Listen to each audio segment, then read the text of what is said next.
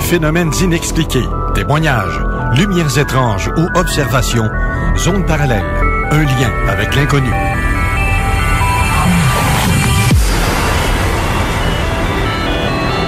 Visitez notre site web à l'adresse www.zoneparallèle.com.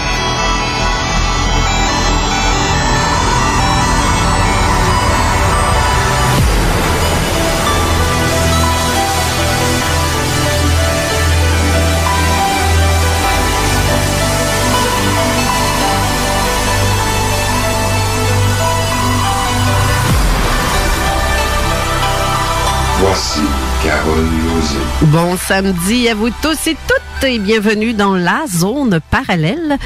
Aujourd'hui, ça va être une émission très, très, très intéressante. De là, peut-être à s'obstiner ou pas, on le sait pas. Ça va être assez particulier comme émission. Mais pour commencer, je veux vous donner mon petite opinion au départ. Pour ce qui est de l'ufologie. L'ufologie, c'est une discipline qui consiste à réveiller, analyser, interpréter les données qui se rapportent au phénomène des objets volants non identifiés, dits OVNI, que ce soit par photo, vidéo, témoignage, traces au sol. Mais ce qui est pour la plupart des ufologues font, c'est qu'ils ignorent une partie la plus importante de tout ça, de toutes ces observations, mais c'est de ça qu'on va parler un peu plus tard. C'est bien beau de voir des soucoupes ou un disque, un engin en forme de cigare ou à plein cylindre, peu importe la forme que l'engin aura. Est-ce que vous vous demandez, c'est qui est au volant de cet engin-là? Là est la question. Ben oui. On vient d'entendre Steve Zuniga. Que Steve Zuniga va être... oui, Steve. Bonjour, Steve. Salut, Carole. C'est toi qui me co-anime aujourd'hui. Eh oui, je suis l'heureux élu aujourd'hui. Donc, il y a vraiment... tu sais, on se demande des fois, y a-t-il quelqu'un vraiment qui conduit un engin ou vraiment... Y a-t-il quelqu'un ou quelque chose? Y a-t-il quelque chose à l'intérieur de ces engins-là qu'on voit? On peut juste en spéculer pour l'instant. Et voilà, parce qu'on va pas dedans. À part ceux qui vont dedans, ben il y en a qui vont là-dedans, ça a de l'air. Comme on dit souvent, quand il y a un signalement, tant aussi longtemps que le vaisseau il a pas décidé d'atterrir, puis quelqu'un sort pour nous dire « Hey, salut, je viens de telle planète », il n'y a aucun moyen vraiment de le savoir, autre que en faisant des analyses, des recherches. Et puis même encore là, quelqu'un va arriver puis il va nous dire ça, puis tu vas tout de suite dire « Hey, ta boire est bonne la drogue à Québec ». C'est vrai, tout le monde nous dit ces espèces de conneries-là. C'est à cause de la légalisation. Ben oui, mais même avant. Oui. Même avant, tout le monde mettait ça sur le dos de la drogue. Je suis tellement tannée de l'entendre, celle-là, parce que ça fait pas... Tu sais qu'à la base, l'être humain, il est lâche, hein? Ben oui. Donc, il va plutôt prendre la première option, ben oui, la plus facile et qui va répondre parce que les gens sont pas tous prêts à se poser des questions. Ils sont pas tous prêts à se demander qu'est-ce qu'ils font là. Il y en a qui se la posent quand ils sont jeunes, mais passé un certain laps de temps, soit ils oublient ou passent à autre chose. Mais dès qu'ils sont jeunes, justement, ils se font dire, voyons, ce que tu fais là, toi, là, à croire des bêtises et des sottises de ce genre-là. Puis là, parle pas de ça, tu vas passer pour un fou. Effectivement. Et tu grandis avec ça dans ta tête, fait que tu fermes ta boîte. C'est ça que je trouve ça bien plate pour ça, parce que ça démontre le côté parental qui va fermer l'esprit de l'enfant en partant. Ben, pas nécessairement, parce qu'on a quand même des cas, des cas d'ufologues ou des cas de certaines personnes que, justement, à cause de cette restriction-là parentale, ils ont eu un effet inverse. Ça les a plutôt passionnés encore plus. Ils ont décidé d'aller encore plus loin sur le sujet.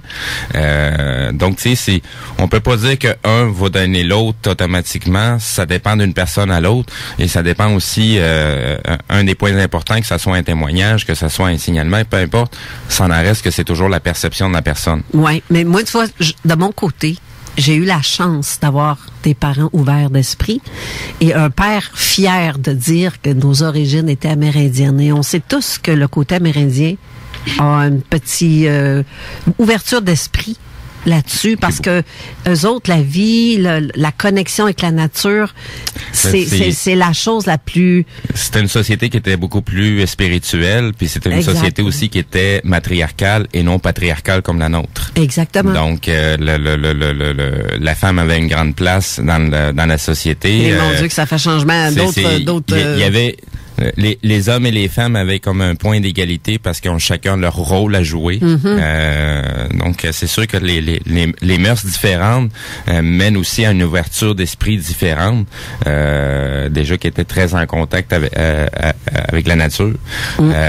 Donc, ils ont été aussi en contact avec ces phénomènes-là de lesquels on parle. Exact. Et mon père était un genre d'homme à avoir des dons, des capacités, comme arrêter le sang, enlever des maux de tête, des brûlures, ou peu importe. Il avait le don, ces dons-là, d'aider les gens. Il le faisait pas tout le temps. Mais tu sais, il était tellement dans l'organisme et il était très connu dans la région. Là.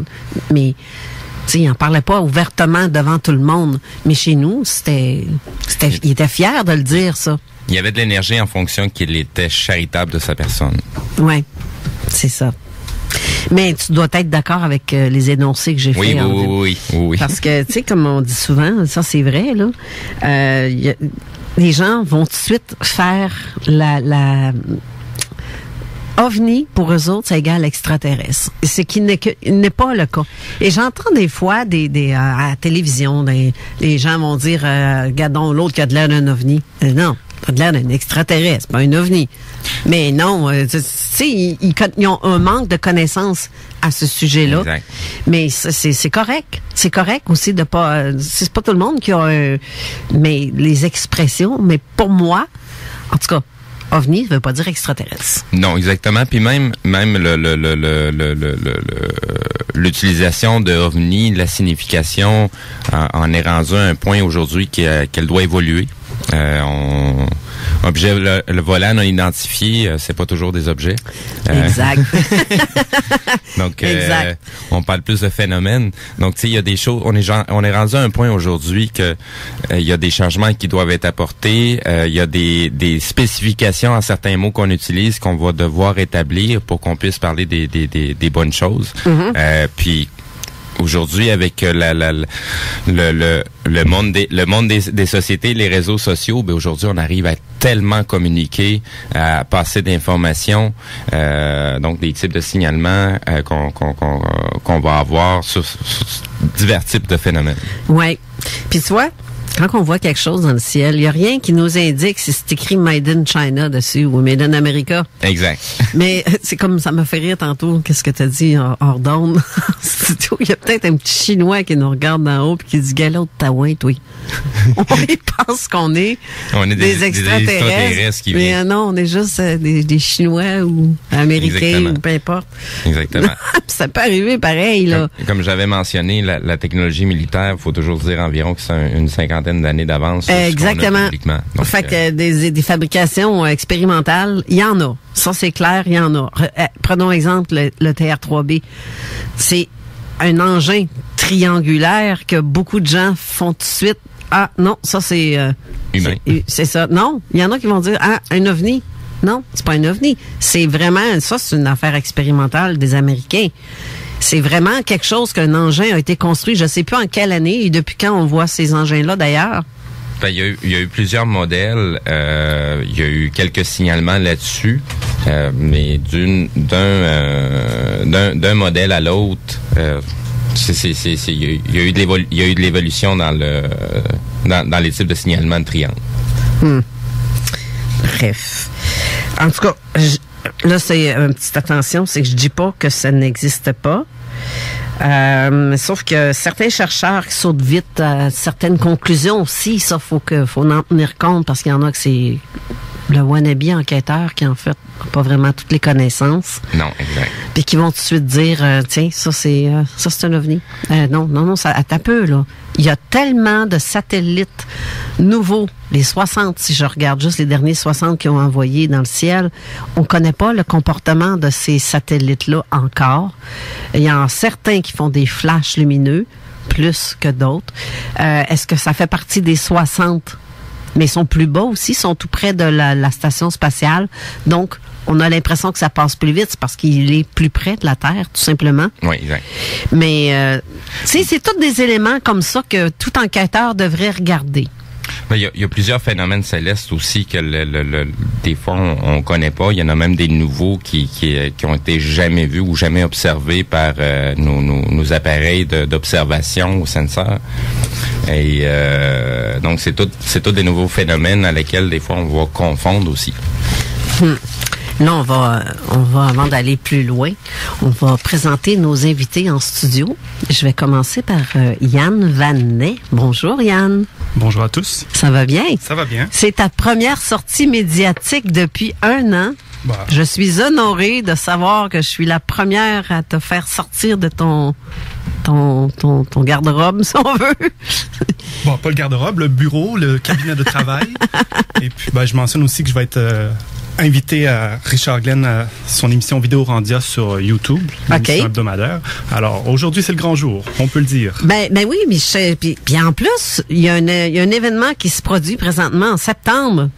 Oui. Parce que là, ça fait, et je te félicite, je dois te féliciter là-dessus, en septembre, ça fait exactement 10 ans que le Garpan existe. Pas le Garpan, mais que j'ai commencé à faire de l'ufologie intensive. Alors, j'ai fait 3 ans et demi d'abord chez le groupe Réseau OVNI Alerte, avec lequel j'ai fait une formation très instructive. Puis par la suite, en 2012, j'ai formé le groupe Le Garpan, notre 8e année. Et puis par la suite, les éditions Garpan, où on publie de nombreux livres. Justement, parlant de publication que tu fais, parce que je regarde ton CV, ma foi, il est vraiment assez complet. Il y a beaucoup, regarde, j'ai 4 pages devant moi, là, et c'est écrit petit, ça veut dire qu'il y en a épais, là. Parce que tu as les éditions du Garpan, mais tu as une erreur dedans. Ah oui? Ben oui, toi, ça va me faire plaisir de te le dire. Tu parles tu donnes des exemples d'émissions de radio qui sont disponibles en ligne où ce que tu as été. Oui. Son parallèle n'est pas dedans. Ah, je l'ai pas mis totalement à jour, je vous demande pardon. J'ai vu, parce que je vois que tu as été dans UFO Conscience, OVNI Show, DHTV, Bob vous dit toute la vérité, et si on en parlait, et bref, tu as fait plusieurs sorties médiatiques sur ton travail, tes travaux, je dirais. Ben, il faut le faire un peu parce que il faut faire connaître nos études, nos travaux. Puis étant donné que c'est un domaine qui n'est pas encore reconnu, il n'y a pas vraiment de plateforme officielle pour ce type de recherche. Fait que on s'entraide les uns et les autres pour faire connaître nos investigations puis éventuellement nos recherches. OK. Mais en fin de compte, la question que je te poserais, c'est qu'est-ce qui t'a amené à faire de l'ufologie? Est-ce que tu as fait des observations? Oui, j'en ai fait, mais j'imagine comme absolument les gens, c'est soit que ça commence par une observation, soit c'est qu'ils sont allés sur Internet puis ils ont trouvé que de nombreuses observations, des vidéos, tout ça. Mm-hmm. C'est très difficile de voir clair, de discerner parmi toutes ces informations parce que on sait à quel point qu'il y a des canulars, qu'il y a des méprises, tout cela. Puis étant donné qu'il n'y a pas de discours officiel éclairant sur l'ensemble de ces divers phénomènes, puisque ça c'est le deuxième problème, c'est qu'on mélange toutes les sortes de fruits ensemble alors que c'est très différent, voir un satellite ou voir un objet qui est proche, voir une lumière qui n'a pas de forme mais qui est manifestement anormale. Mais toi, personnellement, la première fois que tu as vu quelque chose? La première fois, c'est que je l'ai oublié pendant 5-6 ans. Ça m'est revenu 5-6 ans plus tard, comme beaucoup de témoins. Mon premier cas, j'ai déjà raconté. C'était simplement comme un genre de coup de vent, mais c'était plus étrange que cela. Mais si vous voulez que je commence avec une observation, je vais vous en raconter une qui m'est arrivée il y a 10 ans exactement, qui m'a mené au fait que je fais de l'ufologie maintenant. C'est ça. Oui, c'est celle-là, je vais entendre. Alors, en septembre 2009, je me dirigeais, j'allais voir un de mes amis, un religieux qui s'appelle Bruno Barbiero. Il travaillait dans une librairie religieuse à l'angle du boulevard Henri Bourassa et P9 à Montréal. Alors, moi, pour y aller, je me dirigeais sur l'autoroute 40. Et puis, à un moment donné, j'ai vu une lumière à côté de l'autoroute qui m'a comme suivi un petit peu, c'était totalement anormal. Je n'avais jamais vu quelque chose comme ça et je n'ai jamais rien vu de semblable. Puis ce qui m'a étonné, c'est que c'était en plein centre-ville, en plein dans une ville. Et puis, comme la plupart des témoins, on raisonne toujours de façon prosaïque d'abord. On pense que c'est un hélicoptère ou un avion. Ben dans oui. mon cas, justement, je pensais que c'était un genre de drone chinois ou quelque chose comme ça, parce que c'était bas, c'était comme un ballon de football lumineux. Et puis... ce qui est étonnant dans cette histoire-là, c'est que ce soir-là, je me dirigeais pour aller voir mon ami religieux, comme je vous disais, dans un quartier de la ville que je m'étais jamais rendu, à l'angle des 2 boulevards dont je vous ai dit. L'affaire, c'est que le réseau OVNI Alert était exactement dans le même quartier. Fait que j'ai vu cet OVNI-là, je me suis rendu pour voir quelqu'un d'autre, mais par la suite, toutes les semaines suivantes, durant 3 années, j'allais presque chaque semaine au réseau OVNI Alert qui était dans le même bout. Fait que ça, je trouve ça, rétrospectivement, je trouve ça spécial que... Le drôle d'addon. Oui, on appelle ça des addons. Je suis pas sûre que c'est un addon ou c'est un rendez-vous, là. Tant qu'à moi, je préfère dire que c'est un rendez-vous. C'est quelque chose... L'addon n'existe pas vraiment. C'est pas... Avec le temps, on comprend qu'il n'y a jamais de coïncidence. Exactement. Mais dans le fond, OVNI Alert, c'est François Bourbeau, ça. Oui, tout à fait. Donc, c'est avec lui que tu as eu un intérêt à essayer de comprendre le phénomène et avec lui que tu as fait... c'est avec lui que j'ai pu commencer à trouver des pistes de solutions. C'est quoi les auteurs à lire? C'est quoi les références? Parce que quand on commence sur le web, comme la plupart du monde, c'est des vidéos, c'est des gens de toutes sortes d'horizons qui s'expriment, alors que lorsqu'on commence à côtoyer des gens qui ont de la véritable expérience d'investigation auprès des témoins, la véritable expérience de groupe ufologique, parce que c'est toute une dynamique, partir un groupe qui va ne jamais faire de l'argent, qui va travailler avec des bénévoles, monter une équipe, former les gens. Fait que ça, c'était très instructif. Mais honnêtement, tu as un petit côté sceptique aussi, hein? Parce que tu fais partie du groupe des sceptiques du Québec. Donc, tu as un petit côté terre-à-terre. Ou est-ce que tu te dis, attends, avant de venir à des conclusions, on analyse comme faux. Fait que tu as un petit côté... J'ai un scepticisme méthodologique. Et voilà. Parce que d'une certaine façon, je crois à tout, puis je ne crois à rien. Je suis capable de passer d'un état d'esprit à l'autre. C'est pour ça que moi, quand j'écoute les témoins, je les crois toujours entièrement, même si parfois ça semble farfelu sur le coup, parce que si tu commences à mettre des restrictions, tu vas pas tellement écouter le témoin, tu vas le bloquer. Tandis que si tu embarques dans son histoire, tu sais, t'as rien à perdre, là. Tu auras toute la journée, toute la semaine suivante pour raisonner toi-même, qu'est-ce qui est faire la part des choses. Ben, il y en a beaucoup d'ufologues qui font comme t'as peu, là, tu vas un petit peu trop loin, là. Fait qu'en partant, ils bloquent le témoin à parler. Puis là, l'autre, il le ressent. S'il y a quelqu'un, si t'as des stops, si t'as mis un stop à tout, puis il n'a plus le goût d'en parler, puis fait comme, il n'y a aucun intérêt à ce que j'ai à y dire. Fait que j'arrête. Au fur et à mesure que le témoin est en train de communiquer son histoire, il est en train de la remettre en question. En plus. Il est en train de la pondérer. Exact. C'est exactement ce qu'on veut pas. Oui.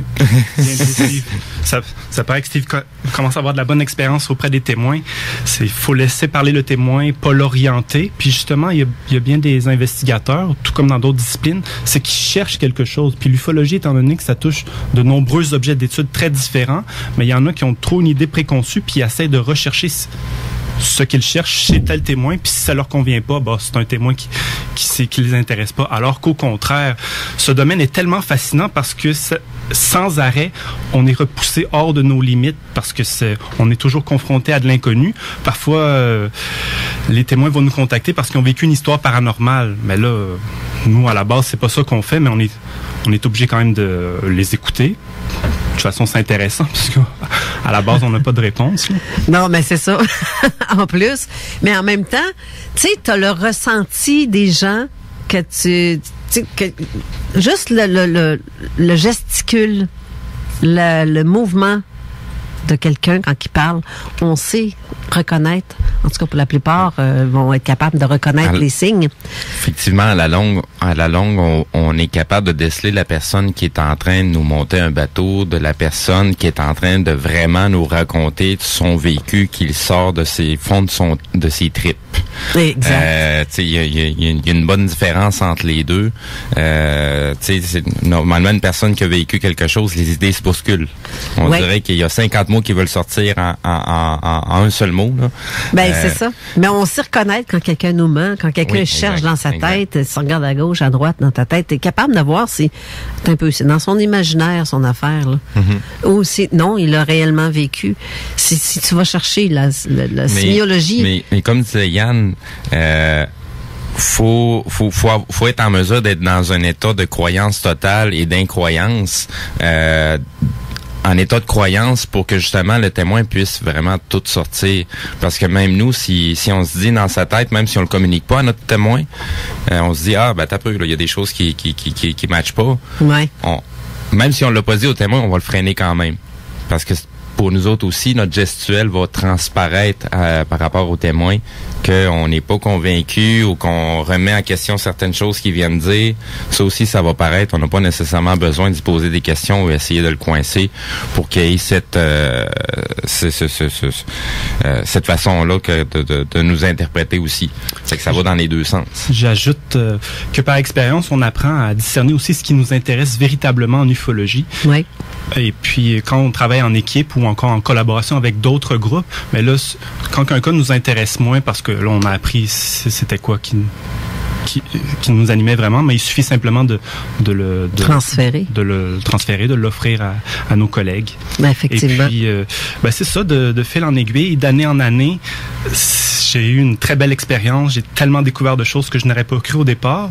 Et puis, ça m'amène à collaborer avec des gens, justement, qui s'intéressent pas nécessairement au même sujet que moi, comme ici, présentement, avec notre autre invité, Martin Janta. Oui, c'est ça, j'allais le parler d'un type d'ufologie que je comprends, qui est très populaire sur le web, c'est l'ufologie décontactée, surtout. C'est un phénomène qui existe, c'est mystérieux, c'est intéressant d'un point de vue psychologique, sociologique, mais personnellement, moi, c'est pas ça qui me drive en ufologie. Je fais plus d'autres choses, ce qui m'empêche pas de pouvoir collaborer, d'avoir des dialogues, puis comprendre aussi ce qui anime les gens. Mais parfois, c'est ces êtres-là, ces personnes-là qui sont décontactées, qui peuvent apporter des réponses bien plus qu'on pense. Fait que, sur ce, bonjour Martin Janta. Bonjour, bonjour à tout le monde. Ça va bien? Bon, très bien. Moi, là, votre parcours me fascine énormément. Vous avez un doctorat en sciences, vous avez une maîtrise en mathématiques. Si vous aviez à vous présenter vous-même, parce que vous avez fait beaucoup d'expériences justement dans plusieurs universités, dont l'Université Laval, l'Université de Regina, le Collège militaire Royal Saint-Jean, le Collège Glendon, l'Université de York, l'Université du Québec, Trois-Rivières, et j'en passe parce que là, j'en ai... Sinon, je vais passer la demi-heure à vous parler de tout ce que vous avez fait, puis ça tient pas debout tellement qu'il y en a, là. Mais en résumé, de quelle façon je devrais vous présenter, parce que je veux pas faire d'erreur non plus, mais en gros, vous faites quoi dans la vie? Ben, j'ai fait des études, j'ai fait mes études de base en Belgique et puis des études de mathématiques théoriques en Pologne. Quand la Pologne était encore communiste, donc il y avait très très peu d'étudiants qui venaient de l'Ouest. Par la suite, j'ai travaillé en Belgique dans la recherche en informatique, beaucoup de domaines très nouveaux comme les bases de données. Okay. Puis j'ai immigré au Canada, justement à Regina, comme professeur d'informatique. Et tout le long de ce parcours, j'ai toujours eu beaucoup d'intérêt pour les choses paranormales, okay, et spécialement pour l'ufologie. Okay. D'où vient cet intérêt? C'est plus problématique parce que je n'ai pas conscience d'avoir eu moi-même une observation ou un cas spécial, mais disons que les phénomènes religieux, les phénomènes paranormaux et cet aspect de fait que s'il y a des extraterrestres, ou enfin, parlons comme ça, il y a certainement une autre civilisation qui est peut-être plus mature que la nôtre, parce que ce qui caractérise quand même notre planète actuelle, c'est l'immaturité de notre civilisation, et cette question absolument fondamentale, qu'est-ce qui fait que notre planète fonctionne si mal et que nous gaspillons des ressources précieuses en guerre et en conflits de toutes sortes, voilà. Mais en fait, est-ce que vous aviez une ouverture d'esprit via votre famille à l'époque, justement, dès que vous étiez petit, sur ces sujets-là? Ben, vous parlez des sujets, pas sur les sujets paranormaux.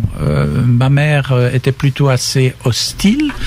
Bon, elle avait eu certaines expériences quand elle était jeune avec un de ses professeurs, mais en fin de compte, elle a été très influencée par la culture française, la télévision française très rationaliste, cartésienne, et elle était hostile à ça. Et mon père, j'essayais parfois de lui parler, je m'intéressais beaucoup au phénomène de la vie après la mort. Je trouvais que bon, tout le monde mériterait de s'intéresser à ça. C'est quand même intéressant de savoir qu'est-ce qui se passe après notre trépas, donc passer de l'autre côté. Ça, c'est vrai. Et ça m'étonnait que les gens ne sont pas plus curieux que ça. C'est un manque de curiosité, pas nécessairement négation, mais simplement manque de curiosité. Oui, la curiosité est un signe d'intelligence. Hein? Les gens aussi ont peur du trépas. Ils ont peur de mourir. Donc, il y en a beaucoup qui veulent pas se lancer à savoir qu'est-ce qui se passe après. On évite ce qui nous effraie. Exactement. Comme les ovnis. Exactement. Quelqu'un va voir un ovni ou un extraterrestre, il va se cacher en dessous de ses couvertes ou il a peur du monstre en dessous du lit. Ben, il va se mettre les pieds. Il va se couvrir les pieds. Mais soit qu'ils ont peur du phénomène, sinon, parfois, ils ont encore plus peur du ridicule. Parce que là, ils l'ont raconté 2-3 fois. Puis combien de témoins, moi, que j'ai pu récupérer 5-10 années plus tard, qui n'en avaient pas parlé pendant des années, suite à une ou deux discussions qui leur avaient déplu. Là. Exactement. Il y a tout un processus psychologique chez les témoins de liberté, d'émancipation aussi. Ben, c'est parce que ça dérange notre confort et de se dire il n'y a rien, ça n'existe pas. On essaie de se convaincre des fois que les choses n'existent pas parce que justement la peur au cas que tout d'un coup que ça... mais vous, M. Genta, vous avez, malgré, vous êtes un scientifique et que vous avez énormément... Moi, quand Yann m'a fait parvenir votre curriculum vitae, j'étais épatée de voir tout ce que vous avez fait dans la vie. Puis je me dis, crime, je trouve ça intéressant qu'un scientifique de la sorte, vous êtes vraiment un génie, mais je trouve ça étonnant de voir qu'un scientifique de la sorte a un intérêt sur ces choses-là. Puis ça m'intrigue. Puis c'est ça que j'ai bien hâte de voir. Là, on va être obligé d'aller à la pause dans 2 minutes ou presque. On pourrait presque y aller tout de suite. Mais on va attaquer le domaine. Exact. Façon de parler, attaquer, là, on s'entend que c'est ça. On va aller à la pause, mais on va avoir une très belle émission là-dessus avec très grande ouverture d'esprit de tous et chacun. Peut-être aussi, avant d'aller à la pause, aviser aux gens qui aussi ont des questions durant le cours de l'émission. Oui. Vous pouvez toujours reprendre le lien sur la page Facebook de Zone Parallèle, donc le lien de l'émission d'aujourd'hui. Oui, sous le poster des invités. Exactement. J'ai déjà posté un message pour les aviser que je suis prêt à prendre les questions, donc je vais surveiller de temps à autre si vous avez des questions et pouvoir les retransmettre à nos invités. Et voilà. Et ceux qui ont des questions aussi, vous pouvez les texter par texto. Vous pouvez le faire au 581-500-1196. Je vais lire tous les textos qui vont rentrer. Je vais laisser Steve pas mal s'occuper plus de la page de Zone Parallèle. Fait que pour toute question, ou même si vous voulez tenter d'appeler, vous pouvez le faire au 418-903-5969 si vous avez une question à un de nos invités ou sur la ligne sans frais le 1-844-903-5969. Alors, on vous revient après la pause pour une très, très bonne ou excellente émission à venir. À tout à l'heure. À tantôt.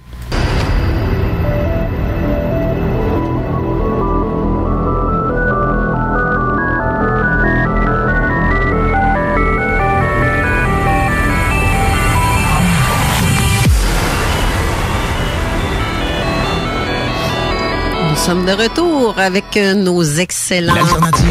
Votre journal de Lévis vous suit partout. Soyez informés des nombreuses activités qui se... Je pense que j'ai oublié de mettre un M à quelque part. Mais en tout cas, c'est pas grave. Bref, nous sommes de retour avec nos excellents invités de ce jour. Mais avant toute chose, on va faire la météo. Présentement, il fait 10 degrés. C'est pluvieux. Les vents sont à 2 km/h, mais c'est pas tellement fort. C'est pas qu'ils vendent beaucoup, là. Mais bref, c'est pas tellement une belle journée c'est une journée d'automne, tout simplement. Mais par contre, demain, on va avoir un beau 17 degrés. La chaleur va revenir et le soleil aussi pour le reste de la semaine, en fait.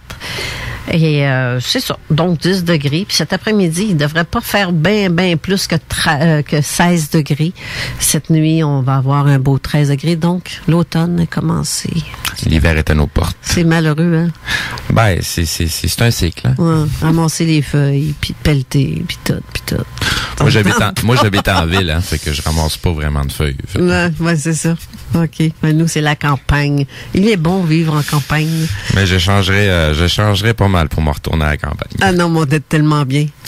Yann Denet, t'avais quelque chose à dire parce que t'as quelque chose que tu veux nous faire tirer pour... Je vais te laisser parler. Même pas faire tirer, ça a donné à tous. C'est que pour célébrer mon 10e anniversaire en ufologie, j'ai publié 2 livres de référence dans les dernières années qui manquaient, surtout à l'ufologie du Québec. Je parle du premier livre qui s'appelle 50 ans d'ufologie civile au Québec, que j'ai publié en 2016 pour le 50e anniversaire de ce type de recherche dans notre province. Alors, c'est un livre de référence que vous pouvez télécharger gratuitement. Oh! Je donnerai des liens sur les réseaux sociaux, tout ça, mais sinon, allez sur le site academia.edu. C'est un site d'universitaire parmi d'autres où les gens publient leurs recherches. Alors, sous le nom Garpin Ufologie, sur ce site academia.edu, vous allez pouvoir télécharger mes articles que j'ai publiés dans les dernières années et 2 livres, celui dont je vous viens de vous parler, les 50 ans de l'ufologie au Québec, qui est le seul livre de référence pour savoir qui a fait quoi en ufologie, quand il a publié, la quantité, et puis de voir la progression de ce domaine de recherche inusité de décennie en décennie. Quand on compare ce qui s'est passé dans les années 60 ou les années 80 jusqu'à nos jours, on voit que c'était pas du tout le même type d'intervenant, pas le même genre d'intérêt qui motivait les gens, quoique du début à la fin, c'est toujours la même base. Ce sont des investigations, des témoignages, mais à partir de cela, les idées s'orientent différemment. Le second livre que j'offre au public, c'est l'essai sur la constitution de l'ufologie au Québec et au Canada. Ça contient notamment l'étude statistique la plus importante des ovnis du Canada, à savoir l'étude de 25 années du Canadian UFO Survey, qui avait été publiée en anglais gratuitement aussi, que vous pouvez trouver en anglais sur le site Canadian UFO Survey, ou sinon en français dans mon essai sur la constitution de l'ufologie, c'est-à-dire que c'est une traduction précédée d'un essai que j'ai publié aussi en 2016, qui est pas mal mon vrai domaine d'étude, qui est la méthodologie, comme je disais tout à l'heure, comment constituer une discipline. Tu sais, l'ufologie, c'est un domaine amateur à la base, mais fait dans ce livre-là et d'autres de mes travaux, j'apporte des moyens, tout comme d'autres chercheurs qui sont plus dans le domaine de la philosophie, de l'épistémologie. On sait qu'il y a de véritables phénomènes en ufologie, mais il y a tout un chaos, si on peut dire, ça, oui, d'orientation. Alors, cette discipline doit s'inspirer des autres sciences humaines et sociales et aussi les sciences dures. Et puis, dans ces livres, vous allez trouver des références pour constituer notre discipline. Mais c'est un très beau cadeau que tu fais aux auditeurs comme ça. Je trouve ça vraiment génial. Mais Steve, tu vas pouvoir mettre les liens de ce dont il parle en commentaire sous le poster des invités. Je vais aller les rajouter, je vais aller les chercher sur la page de Garpin. Okay. Je voulais mentionner aussi, donc on a déjà une première question, Monsieur Janta, Monsieur Vetnet. Donc, est-ce qu'il peut y avoir erreur de perception envers le témoin si celui-ci se sent compris et qu'il met de l'ampleur sur son histoire pour être certain d'être écouté? Ça vient de Manon. Donc, histoire dans le sens d'expérience vécue. C'est pas mal une question d'investigateur, fait que je vais répondre le premier. En effet, certains témoins, soit qui se sentent souvent pas assez écoutés, c'est là qu'ils vont vouloir mettre en relief certains détails. Mais en gros, c'est que c'est un long processus. Il faut suivre le témoin. Il faut pas seulement lui parler une seule fois dans la vie, mais il faut d'abord avoir notre première rencontre, qui bien souvent, le témoin parle très peu la première fois. C'est la deuxième fois qu'il va parler davantage. Ou bien souvent encore, les témoins vont avoir vu une petite lumière hier, avant-hier. Là, ils nous contactent, on les écoute, mais si on les écoute comme il faut, puis combien de fois ça m'est arrivé ça, cette expérience-là, gratifiante aussi, c'est que après qu'il nous a raconté son signalement, qui est parfois insignifiant, c'est là qu'il nous raconte sa vraie histoire. Il va nous dire « Ah, puis aussi... » Quand j'étais jeune, puis là, quand j'entends ce type de phrase-là, c'est là qu'on sait, le gros moton s'en vient, pour le dire en québécois. Et M. Janta, vous répondez quoi à ça? Moi, je peux répondre. J'ai eu évidemment des gens qui m'ont fait part de leur expérience OVNI parce que, en fait, je n'ai jamais caché, même quand j'étais étudiant, etc., que je m'intéressais à ces sujets. Mais parfois, c'est totalement de manière imprévue que les gens font des révélations et je ne sais pas qu'est-ce qui les motive à ça, donc ils n'en parlent pas pendant très longtemps et puis par hasard voilà, ils racontent ou même ils posent des questions parce qu'ils savent que je m'intéresse à ce sujet. Voilà. OK. Puis il y a une autre question aussi d'Isabelle Bourdon, je sais pas si tu as vu sur c'est un commentaire qu'elle a écrit. Pourquoi qu'en 2019 pourquoi nous sommes pas capables d'avoir des photos, des vidéos plus claires? C'est toujours des photos embrouillées ou trop petites. Je vais prendre la peine de répondre à cette question. Moi aussi, oui, c'est ça. Parce que dans ce que moi je m'occupe, c'est surtout justement d'analyser les vidéos, tout ce qui est matériel audiovisuel. Mais c'est parce qu'à la base, il faut se dire que quand on vit un événement, un vrai événement, je pense que la dernière chose qui nous passe par la tête, c'est qu'est-ce qu'il y a alentour de nous, où est-ce qu'on est, si déjà en partant, ça vient nous chercher dans le fond de nos tripes, et que il y a certaines personnes, excusez-moi le terme, ils en chient dans ses culottes. C'est ça, pareil. Fait que ça arrive de temps en temps dans ces moments-là que la dernière chose à laquelle on pense, c'est de prendre un appareil photo, une caméra ou quoi que ce soit comme ça. Et si on y pense... J'interjecte. Oui. C'est vrai ce que Steve dit, mais c'est encore plus mystérieux parce que souvent les témoins nous ont dit « J'arrive pas à croire que j'ai pas pensé à filmer. Mon téléphone, mes jumelles étaient juste à côté de moi. J'aurais dû y penser, c'est un réflexe pour moi, mais je l'ai pas fait cette fois-là, puis je comprends pas. » Puis souvent, ils sont frustrés envers eux-mêmes parce que ça aurait été justement l'ultime preuve pour prouver qu'ils ont vu quelque chose. Mais ça, je te redonne la parole, Steve, mais c'est comme une réponse en 3 actes qu'il faut faire une telle ça, c'est vraiment un bon point, ce que tu dis là. Ce que Yann soulève, est-ce que ce phénomène-là de pas avoir l'idée de prendre un appareil photo qui est juste à côté de nous, prêt à prendre ou à filmer, est-ce que ça ferait partie du phénomène en lui-même? Comme si ça influence les témoins. Souvent, c'est le ressenti qu'ils ont. Oui, mais c'est comme si, en même temps, c'est comme si quelque chose lui interdisait de le faire. Ou c'est comme si on venait de dire dans sa tête, ça n'existe pas un appareil photo. Moi, mon opinion personnelle sur ce sujet-là, c'est que quand une personne va vivre ce type de phénomène-là, c'est un phénomène qui lui appartient. C'est lui qui est rendu là. C'est cette personne-là. Donc, tu sais, est-ce que le phénomène est là pour qu'il puisse être communiqué aux autres ou il est vraiment personnel pour l'évolution de cette personne-là? Puis j'ajoute comme 3e partie, comme je viens de dire, c'est que finalement, c'est encore doublement plus mystérieux. C'est que le phénomène, parce que c'est qu'il y a trop de témoins, il y a trop d'appareils photo partout, il devrait absolument y avoir des vidéos claires, mais il n'y en a pas. Alors, pourquoi? C'est une question légitime.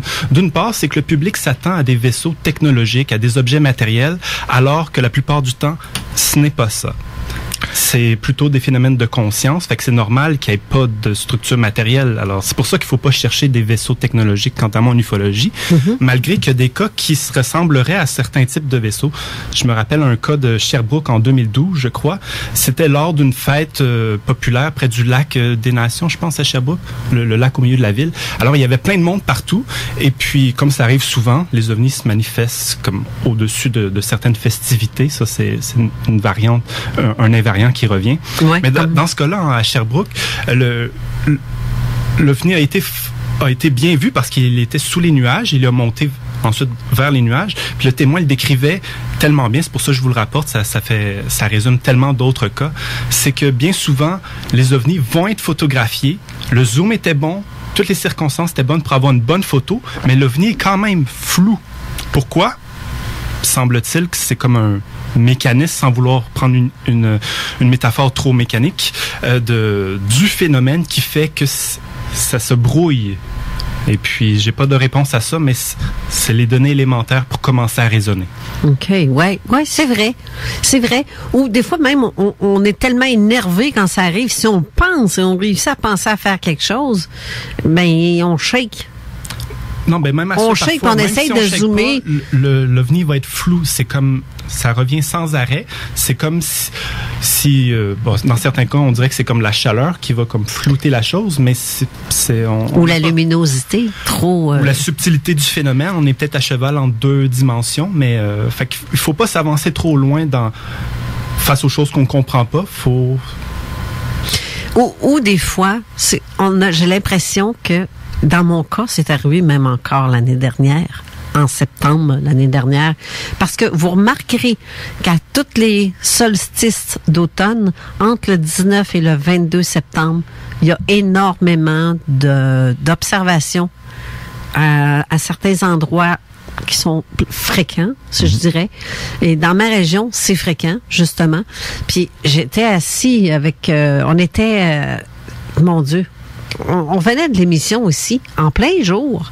Il est à peine 17h15 en après-midi. On est 5 témoins à avoir vu ce qu'on voyait, le cylindre, un énorme cylindre. Assez câlin, il a fait comme, un peu, moi, chercher les longues vues. Je vais regarder. Mais comme il regarde, il me le décrit, là. C'est comme un avion, mais il n'y a pas de queue, il n'y a pas d'aile, il y a juste des hublots. Puis ça bouge pas. Mais moi, je pensais que c'était un méga tapon de ballon. Tu sais, style aluminium, là, avec le reflet de... J'étais sûre que le soleil reflétait là-dessus, mais si... Là, je me suis dit, ben non, qu'est-ce que c'est ça? Ça se peut pas. Je suis venue pour prendre mon appareil photo pour le filmer. Et en le faisant, le geste, et en voulant peser sur record, pouf, il a disparu. C'est souvent comme ça aussi. Et là, on s'est dit, bon, taboire, là, on est 5 à l'avoir vu, là. 5, on est toujours même pas 5 fous. Puis il ventait tellement fort cette journée-là que c'est impossible. C'est quand je suis sortie à l'extérieur pour vérifier. Regarde, il ventait tellement fort qu'on avait le toupette qui tenait pas, là. Fait que je me dis, bon, ben, c'est pas un bouquet de ballons parce qu'il bougeait pas. Si ça aurait été des ballons, il aurait suivi le vent. Ce n'était pas le cas. Et il est parti en direction face au vent, mais d'une façon tellement rapide qu'on n'est même pas capable de... Mais au moins, Alain il l'a vu avec les jumelles pour confirmer que c'est un cylindre. Un cigare argenté, mais que le soleil qui reflétait dessus. Donc, le soleil l'a comme trahi. Puis ça, c'était au-dessus de ma région, à moi, où il y a plusieurs observations. Fait qu'on s'est dit, crime le soir, regarde, on va rester, je pense qu'on tient de quoi, là. Il y a de quoi qui se passe, pas normal. Et comme de fait, le soir même, on a eu un autre témoignage, mais non, pas témoignage, observation. On était 3 à être assis. On s'est fait un petit feu, puis on regardait un peu partout. On ziotait le ciel avec nos applications de tout et de rien, de tout ce qui peut être possible de ce qu'on voit. Mais ça, je dis, crime, ça se peut pas. C'est quoi ces 3 lumières oranges-là en forme de triangle, mais la pointe vers le bas? Puis des grosses boules, là. Je te dirais, là, à voir où est-ce qu'il était, il était à peu près à 1,5 km de nous. Mais on le voyait très bien en bordure du cap, près du fleuve. Puis je te dirais que les boules, là, je les évaluerais à peu près à 10 pieds de diamètre, donc 3 mètres. Sur les 3 pointes, c'est ça tu veux dire, les boules? Non, chaque boule avait au moins 3 mètres. Oui, c'était un triangle, tu dis? Oui, avec la pointe vers le bas. C'est la façon que tu le décris, ça va rejoindre le modus operandi qu'on remarque sur les cas de triangles noirs, comme on les appelle. Ils sont toujours grands, c'est plus de 20 mètres, 30 mètres. Et puis justement, quand ils sont près du sol, ils sont plutôt à l'horizontale avec le sol. Puis là, toi, tu dis, c'est ça, il était assez haut dans l'atmosphère. Ben haut, pas nécessairement haut, je te dirais, parce que c'est-à-dire, c'est peut-être une vingtaine de pieds au le sol. Ah, ok, j'avais mal compris, pardon. Mais à la cime des arbres, c'est ça. Il était au-dessus des arbres, à la cime des arbres, mais en bordure du cap qui mène au fleuve. Mais bref, je suis venue pour pointer l'appareil. J'ai un pointeur laser. On s'est dit, bon, on va voir si on peut... parce qu'on sait que ça réagit souvent. Ben c'est ça, mais je disais à Alain, check là-bas, check, puis je lui pointe. Mais un petit peu à gauche de ces triangles-là, pouf, et en pointant, on voit carrément une autre sphère de la même couleur, de la même grosseur apparaître à l'endroit où j'ai pointé. Je disais à Alain, t'as-tu vu ça? Et je repointe de l'autre côté, à sa droite. Pouf! Une 5e boule allume. Ah là, on tient de quoi, là? Là, c'était... j'avais mes appareils dans mes mains. Je suis venue pour lever et filmer. parce qu'au début, on se demandait c'était quoi, c'était pas sûr, c'est pas des lumières de poteaux de rue, c'est un peu la couleur orangée des poteaux de rue, si on veut, là, les orangés. C'est un peu cette couleur-là. Mais c'était pas là, ces lumières-là, je comprends pas. Petite parenthèse, tu viens de mentionner le laser. S'il vous plaît, si vous avez des lasers verts, faire attention à qu'est-ce que vous pointez dans les airs, parce que vous pouvez être, on peut être poursuivi. Parce qu'on pointe un laser, mettons, vers un appareil commercial, ça se voit de l'appareil. Ils savent, puis ils ont vu à quel point, d'où est-ce qu'on pointait. Là, je vais juste noter que j'ai quelqu'un qui vient d'essayer d'appeler, mais je pense que j'ai accroché le piton sans faire exprès. Si vous voulez rappeler, lâchez-vous lousse. Si vous aviez des questions pour nos invités, c'est le 418-903-5969 ou le 1-844-903-5969 pour des questions. Ce qu'ils ont disait. Oui. Donc, pointeur laser, c'est sûr, faire attention à ce que vous faites avec ça, vers où ce que vous pointez, ne pas pointer vers des appareils commerciaux. En effet. Ben, c'est ça. Parce que nous, c'est tout petit. Ça a l'air tout petit, mais rendu à 10 000 pieds ou 5 000 pieds, ça peut avoir 3 pieds dans le face. Surtout dans la vitre de l'avion, là, ça est énorme. Ça devient encore plus gros. Dépendamment là. De la qualité, dépendamment du type de laser et de sa force, ça peut être quand même assez imposant directement sur l'appareil. La morale de l'histoire, c'est partez la caméra d'abord, puis après, utilisez vos lasers. Parce qu'en effet, chaque année, on reçoit des signalements de gens qui ont utilisé ce genre de mécanisme pour provoquer le phénomène, puis ça fonctionne. Oui, mais nous autres, on s'attend. Moi, j'avais mes caméras, là. J'étais prête à filmer. Mais je pensais pas que ça allait répondre. Sur le coup, là, voyons non, tu rêvais ou il y a une boule de plus? Et puis, si je peux rajouter quelque chose qui va paraître controversé, puisque j'essaie de me présenter comme sceptique et scientifique, mais c'est vrai, en effet, vous pouvez utiliser un laser, puis les phénomènes vont réagir, mais sinon, c'est simplement par l'intention, du cœur, de la conscience. Il suffit de l'intentionner, puis il y a comme une réaction qui va se produire. Je ne peux pas dire le contraire, je l'ai vécu moi-même, puis j'ai entendu des histoires véridiques à cet égard. Comme une forme de télépathie, tu veux dire? Là? Oui, c'est ça. On pense dans notre tête et les choses réagissent, c'est ça? Ça montre que c'est plus subtil et mystérieux qu'on le pensait au départ. Lorsque l'ufologie est née dans les années 50, 60, au départ, on pensait que c'était extraterrestre, que c'était des vaisseaux, que ça venait automatiquement d'ailleurs, alors que finalement, pour la plupart de ces types de phénomènes-là, je considère que c'est des phénomènes de conscience qui se matérialisent, mais parfois qui se matérialisent simplement aux yeux des témoins, perceptuellement. C'est-à-dire que même si on filmerait, on le verrait pas, mais 1, 2, 3 témoins vont pouvoir le voir, puis parfois ils vont voir des choses différentes, tout au même endroit. Fait que ça montre que ces recherches-là doivent avoir un large éventail de perspectives, puis que c'est un domaine qui évolue beaucoup. Martin, vous êtes d'accord avec ces énoncés? Je veux dire ceci. Moi, j'ai fait des discussions avec un physicien belge, professeur Messen, qui s'intéressait beaucoup aux ovnis. Et j'ai été membre de la SOBEPS. Et on m'a raconté des cas où des gens avaient très très bien vu des ovnis lumineux, avaient fait des photographies et puis étaient très étonnés que leurs photographies avaient totalement raté. Et je pense qu'une des raisons, c'est on dit que des ovnis peuvent arrêter des moteurs de voitures, d'avions. Il y a un effet électromagnétique, il y a des ondes qui sont envoyées et qui peuvent, dans certains cas, détruire les films, faire en sorte que les films ne donnent pas de bonnes images ou c'est raté.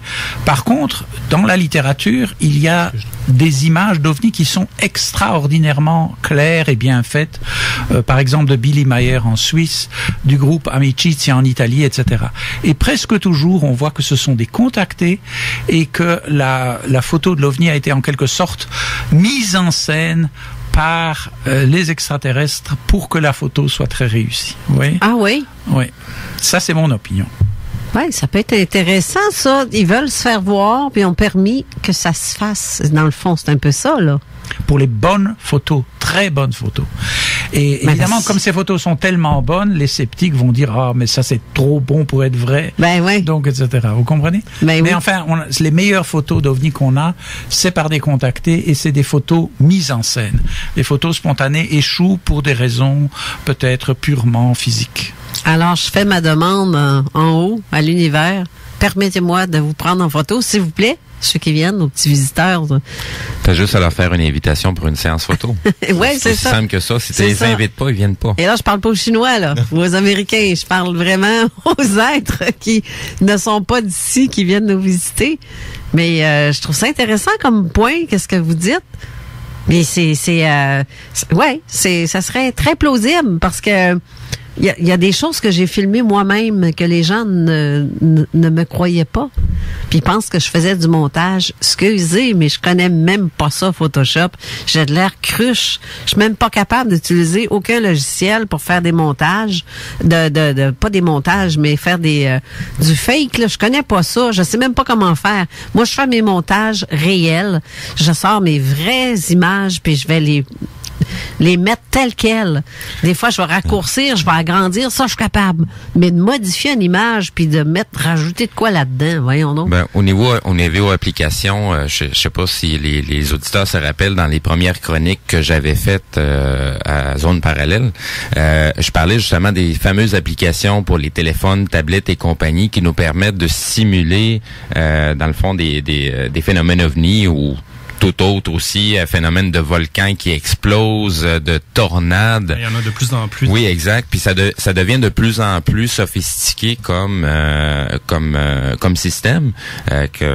Si on n'a pas un œil averti, on n'a pas jamais fait de montage de sa vie, ça devient de plus en plus complexe de déceler le vrai du faux.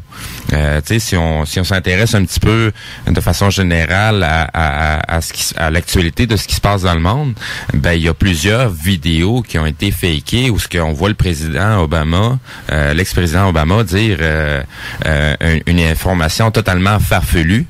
Mais on l'écoute, puis on a vraiment l'impression que c'est lui-même qui vient de le dire. Ça s'appelle comment, donc, ce phénomène-là, de maintenant? C'est le programme Deepfake. Deepfake. Exactement. C'est ça. Donc, on peut prendre les paramètres d'un visage et on va se filmer soi-même et l'application va faire le reste pour superposer le bon visage à la gestuelle de notre bouche et de nos yeux pour venir s'apparenter le plus possible à celui qu'on veut Ça, c'est dangereux, ces genres parce que n'importe qui peut se faire interné ou pour peu importe raison là, il pourrait arriver puis faire il y a quand même la possibilité de prouver que le vidéo est faux. Parce qu'au niveau metadata, c'est-à-dire les données qui sont, c'est pas les données qu'on peut lire avec une application, mais c'est des données qui se cachent à l'intérieur. Comme j'avais mentionné dans ma chronique, on a toujours des informations d'ouverture, de vitesse, même en vidéo, c'est exactement la même chose. On a des informations quand on les retrouve pas parce que ça a été créé par un logiciel, on a déjà la trace que c'est quelque chose qui a été monté de toutes pièces et non pas quelque chose qui est réel. Ouais. Ben c'est vrai. Si on est capable de se défendre à quelque part, il y a au moins ça. Mais il va falloir que tu reviennes aussi des chroniques quand tu vis ça. Parce que même dans les dernières vidéos, je te dirais juste cet été, ce que j'ai vu passer comme vidéo, soi-disant des vrais, j'en ai vu un dernièrement. C'est comme une espèce de nuage. C'est supposé d'être dans mon coin au Chili. Une espèce de nuage qui a l'air d'un vaisseau où ce qu'on voit comme une boule rouge partir du vaisseau nuage pour s'en aller se cacher dans un autre nuage. Par contre, quand on prend le temps de regarder la vidéo comme il faut, on se rend compte que c'est quelqu'un qui est en train de filmer un écran. Puis que la boule rouge qu'on voit se déplacer, ben c'est un petit pointeur laser sur l'écran d'ordinateur. Fait que oui, avec la compression, quand on le met sur Internet, ça devient camouflé. On voit que des pixels, on donne l'impression comme si, OK, ça a été vraiment filmé, quand en réalité, c'est un montage de toutes pièces. Il y a les montages logiciels, mais il y a aussi les montages physiques où ce qu'on va utiliser un miroir avec un reflet et puis qu'on va être capable de donner à peu près un phénomène étrange. Je vais donner un exemple similaire. On a reçu un signalement hier. On est rendu une quarantaine cette année. Alors, ça s'est passé mercredi le 10 septembre à Saint-Michel-de-Bellechasse, alors tout près d'ici. Ben oui. Et puis, c'est une vidéo qui, de prime abord, est assez impressionnante. C'est une vidéo, on dirait un prisme multicolore qui change de forme, tout cela. Alors, je l'ai pas publié encore parce que c'est ça. Faut faire un travail sérieux lorsqu'on est investigateur. Faut que je fasse d'abord la validation avec le ciel, si c'était pas simplement une planète très brillante qui a été filmée ou une étoile. Et puis, c'est ça, la première question que j'ai posée aux témoins, c'est avez-vous filmé au travers d'une fenêtre ou au travers d'un moustiquaire? Alors, quand on filme une étoile au travers d'un moustiquaire, ça fait, on dirait un vaisseau qui se transforme, qui se permute tout cela. Ou encore, quand c'est au travers d'une vitre, c'est simplement des reflets, des lumières à l'intérieur. Même c'est ça. En plus, c'est comme Capella aussi, qui est très en basse altitude, donc les couleurs qui sortent de ça.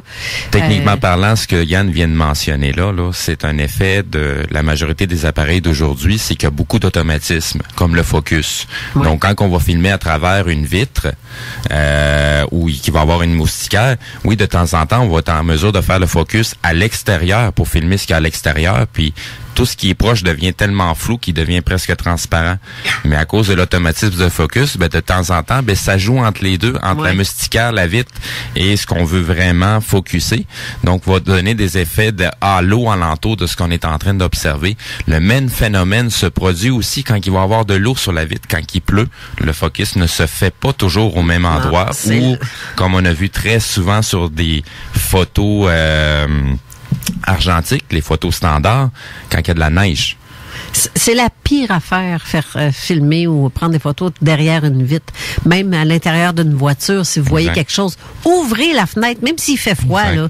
Ouvrez la fenêtre, mais pas jamais devant une vitre, justement à cause de ça, ou des reflets.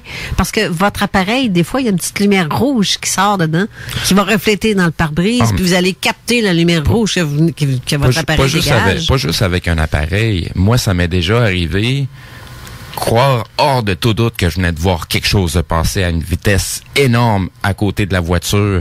Je pensais vraiment que c'était un vaisseau.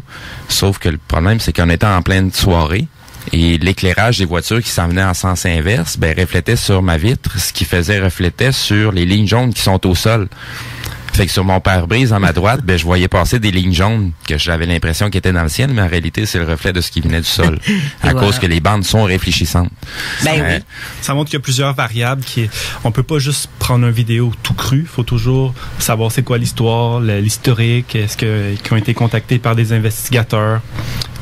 Refaire la reconstitution géospatiale, comme qu'on apprend dans nos groupes d'investigation, pour ensuite de ça faire l'évaluation des distances, un minima, un maxima, qui va permettre de pouvoir évaluer les dimensions puis les vitesses.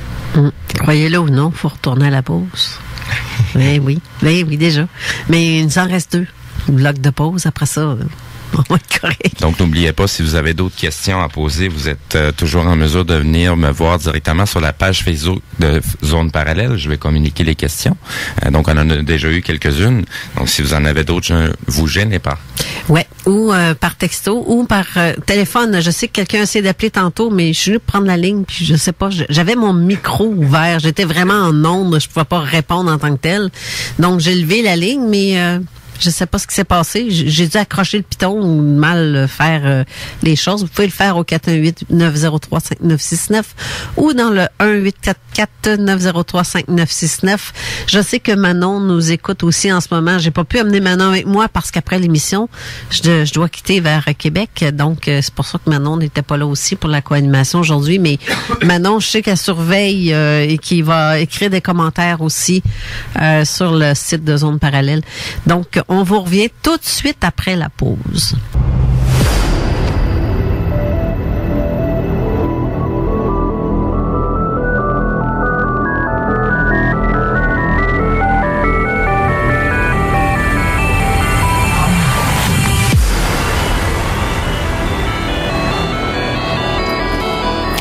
De retour, Yann Vanet, tu avais quelque chose aussi à spécifier il y a un événement qui se passe la semaine prochaine. Oui, j'ai une annonce. Fait que la semaine prochaine, à l'Université Laval, on va faire notre 3e soirée de conférence sur l'histoire de la mémoire, qui me permet de présenter en milieu académique des conférences qui frôlent ou parfois qui touchent en plein centre l'ufologie. Alors, la semaine prochaine, ce sera au pavillon Alexandre Vachon, au 2e étage. Vous pouvez trouver l'information sur notre site, évidemment, garpan.ca. Okay. Les invités seront moi-même et M. Janta, qu'on va entendre dans la deuxième partie de l'émission. Pour ma part, je vais présenter une conférence très importante, sans doute la conférence la plus importante de ma carrière, qui fait la synthèse de tout ce que j'ai appris en 10 ans d'ufologie et 10 ans de lecture, d'études, de discussions avec des collègues plus savants les uns que les autres. Finalement, aussi, on va avoir aussi une petite intervention du populaire Ananda Bosman, qui est un chercheur international. Ça va se faire par Skype, j'imagine? Oui, puisqu'il habite présentement à Vancouver. Okay. C'est quelqu'un qui va sortir aussi l'an prochain une émission sur Netflix qui va s'appeler Mystics with Ananda. Alors, c'est quelqu'un qui touche à plusieurs domaines de la spiritualité et tout cela, mais qui fait de l'ufologie depuis de nombreuses années. OK. Ouais, c'est intéressant. C'est des très bons invités. Tout à fait. Alors, le prix, c'est 15 $. Ou sinon, c'est pas cher. Bon, encore moins cher pour les étudiants ou encore les citoyens pauvres, les gens qui sont prestataires d'aide sociale, ces choses-là. Alors, ne vous gênez pas. La porte vous sera ouverte. Je trouve ça fort intéressant et pas très dispendieux, honnêtement. Ça commence à quelle heure? Ça commence à 18h. Ce sera une longue soirée parce que c'est quand même 3 conférences. Okay. Alors, soit vous venez pour une partie de la soirée, soit pour tout au complet. Par la suite, ceux qui auront payé vont pouvoir l'écouter sur le web. Alors, vous allez rien manquer. C'est de 6h à 11h le soir. OK. Le samedi 21 septembre. Intéressant. Est-ce qu'il y avait d'autres commentaires qui ont rentré? Pas pour l'instant. Pas pour l'instant. Je suis toujours en train de surveiller qu'est-ce qui se passe du côté de la page Facebook. J'ai vu qu'il y avait Patrick Tremblay. Moi, je sais pas si tu le vois, toi. Oui, dans le fond, lui, il nous faisait une suggestion au niveau des caméras. Donc, exemple, d'installer des caméras GoPro à certains endroits durant certaines heures. Par contre, c'est que au niveau des caméras, oui, c'est une bonne idée. On a l'idée on avait parlé il y a quelques années de préparer un sujet pour un projet pour surveiller le ciel, installer des caméras à certains endroits. Mais la problématique, c'est que le phénomène n'est pas vu nécessairement par des capteurs standards. Faut commencer à la base avec des capteurs soit thermiques ou infrarouges. Sinon, on va aller avec d'autres types de capteurs qui vont nous permettre de voir le phénomène. Tu sais, c'est comme juste essayer de comprendre c'est quoi des objets de 4e dimension et des objets de 3e dimension. On vit dans notre 3e dimension. Il en existe une 4e. Et le monde de la 4e dimension, un objet de 4e dimension, ne sera pas vu nécessairement comme dans son ensemble, dans la nôtre. Ce qui va créer les phénomènes qu'on peut voir. Je spécule parce qu'on ne sait pas si c'est ça. Mm-hmm. Mais ça n'en reste que c'est pas... on peut pas y aller nécessairement avec un capteur standard pour voir ce genre de phénomène-là. J'acquiesce, mais pour être plus terre à terre, pour répondre à la question, je dirais, c'est ça, depuis les années 70-80, il y a toujours eu des projets au Québec et dans d'autres pays de mettre des stations d'observation pour surveiller surtout les secteurs les plus actifs d'un point de vue ufologique. Il y a aussi l'association UFO Science qui est présidée par Jean-Pierre Petit. Eux, ils ont développé, vous pouvez acheter des stations d'observation spécifiquement pour cela, qui ont filmé soit en permanence avec des programmes qui permettent de trouver les moments où il y a des lumières, des phénomènes qui passent. Exact. Et il va démarrer, il va comme capter puis partir. Il va se mettre en enregistrement. Ah, ça coûte cher, ces petites bebelles-là. Par contre, c'est ça, c'est qu'on pourrait prendre une caméra de chasse là, pour le faire. Ouais. Mais c'est parce que la caméra de chasse fera pas la différence entre un oiseau, un avion, un hélicoptère, puis ce qu'on veut vraiment filmer. Ouais, lui, Parlant il va de caméra faire de chasse, nous, au Garpan, on a déjà reçu une photo très impressionnante que vous pouvez trouver sur notre site garpan.ca. Ça s'était passé à Port-Neuf. Et puis, c'était un genre... La photo est claire comme ça se peut pas. C'est un genre d'être immatériel qui a comme un manteau. Et puis, absolument, c'est les animaux qui sont photographiés. Mais parfois, on a une perle de photographique totalement inexplicable. Puis ça, c'est un des meilleurs cas qu'on a reçus en 8 ans. Le point important sur la caméra de chasse, c'est que c'est des caméras montées avec de l'infrarouge. C'est-à-dire que même en pleine nuit, en pleine soirée, elle est en mesure d'encore prendre des photos parce qu'elle a un flash infrarouge. Ouais. Par rapport à l'infrarouge, j'ajoute aussi, moi c'est pas ma spécialité, mais il y a des Américains, entre autres, depuis de nombreuses années, qui utilisent des caméras comme ça, puis ils passent d'un mode à l'autre, puis on voit que il y a rien dans le ciel, mais quand ils passent au mode infrarouge, exact. Il se produit des phénomènes. L'équipe qui surveille cela sort leur laser, font réagir la source. Alors ça, c'est très, très impressionnant. Donc c'est ça, c'est pas juste une question d'avoir des bonnes caméras aux bons endroits. Ça prend du matériel un petit peu plus spécifique pour être capable de faire ces observations-là. Par contre, à la panoplie de personnes qui observent le ciel de différents moyens, ben on réussit quand même à avoir des vidéos pas toujours claires, mais qui nous donnent des renseignements sur le phénomène. Là, il y a une question intéressante qui vient de rentrer encore d'Isabelle Bourdon. Je sais pas si tu l'as vu passer. Non, j'ai pas vu passer. Ça serait intéressant que tu me lises ça parce que ça va avoir rapport et peut-être que notre invité Martin Jeantat va pouvoir nous répondre son idée là-dessus. Je sais pas si je sais pas, préfères-tu que je la lise parce que je la vois encore là? OK, non, je vais te laisser la lire, je la vois pas présentement. OK, elle dit j'ai une autre petite question, les gens qui sont abductés, est-ce que c'est de génération en génération, soit grand-père, le père ou le fils ou etc. ou peu importe, ou pas nécessairement.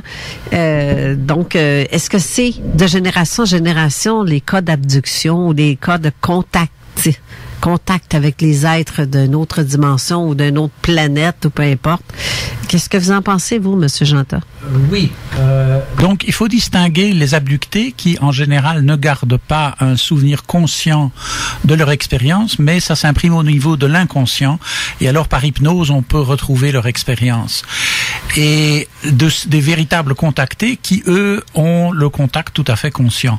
Et très rarement, il y a quelqu'un qui est abducté, mais qui, pour des raisons spéciales, comme Jim Sparks, arrive à se souvenir exactement de ce qui s'est passé. Alors, la question est juste. Effectivement, c'est souvent, ça va de famille. Comme il y a des familles de gens qui ont des dons pour la voyance, il y a des familles de gens qui se font abducter. Et la raison, c'est que selon le Dr. Jacobs du International Abduction Research, donc qui fait les recherches sur les abductés, c'est un programme génétique de modification génétique des êtres humains qui est envisagé, possiblement la création d'une race hybride entre les humains et les extraterrestres qu'on appelle Zeta Reticuli. Et c'est pour ça que comme c'est un programme génétique qui est fait sur certains éléments des êtres humains, c'est des familles entières qui sont visées. Oui. OK. Donc, vous croyez à ça, ce genre. Est-ce que vous recevez des cas, vous, de gens contactés?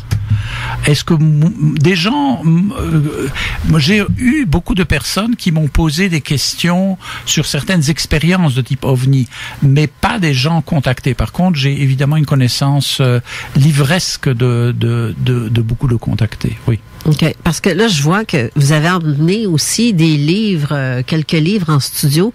Il y en a un qui m'a interpellé, ça m'a surpris que vous avez ça, parce que je l'ai jamais vu. En vrai, j'ai vu le film, mais j'ai pas vu le livre. Mais en plus, c'est comme un original qui vient de la langue d'origine et qui est No Solar, justement, que là, on n'a pas de caméra parce qu'on verrait que Yann Vadnais le tenait au bout de bras.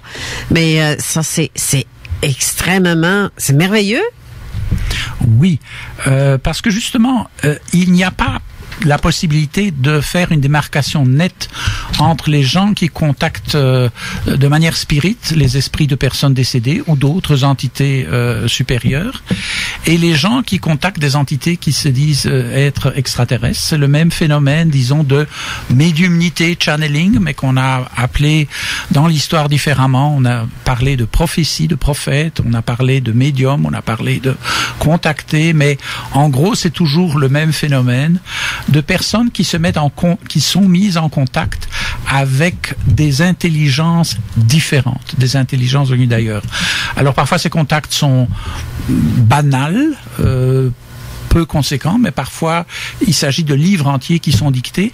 Et le phénomène qui me surprend le plus, disons par exemple par rapport à nos milieux universitaires, c'est que c'est des pans entiers de l'expérience humaine, des centaines de livres d'un très grand intérêt qui, en quelque sorte, ne peuvent pas être perçus par le milieu académique. C'est-à-dire, ou bien ils acceptent des livres de littérature de fiction, ou bien ils acceptent des livres de religion, mais de préférence ancienne. Là, dès que c'est trop récent, ils commencent à être très inquiets. Ils disent c'est de l'ésotérisme, ou des choses comme ça.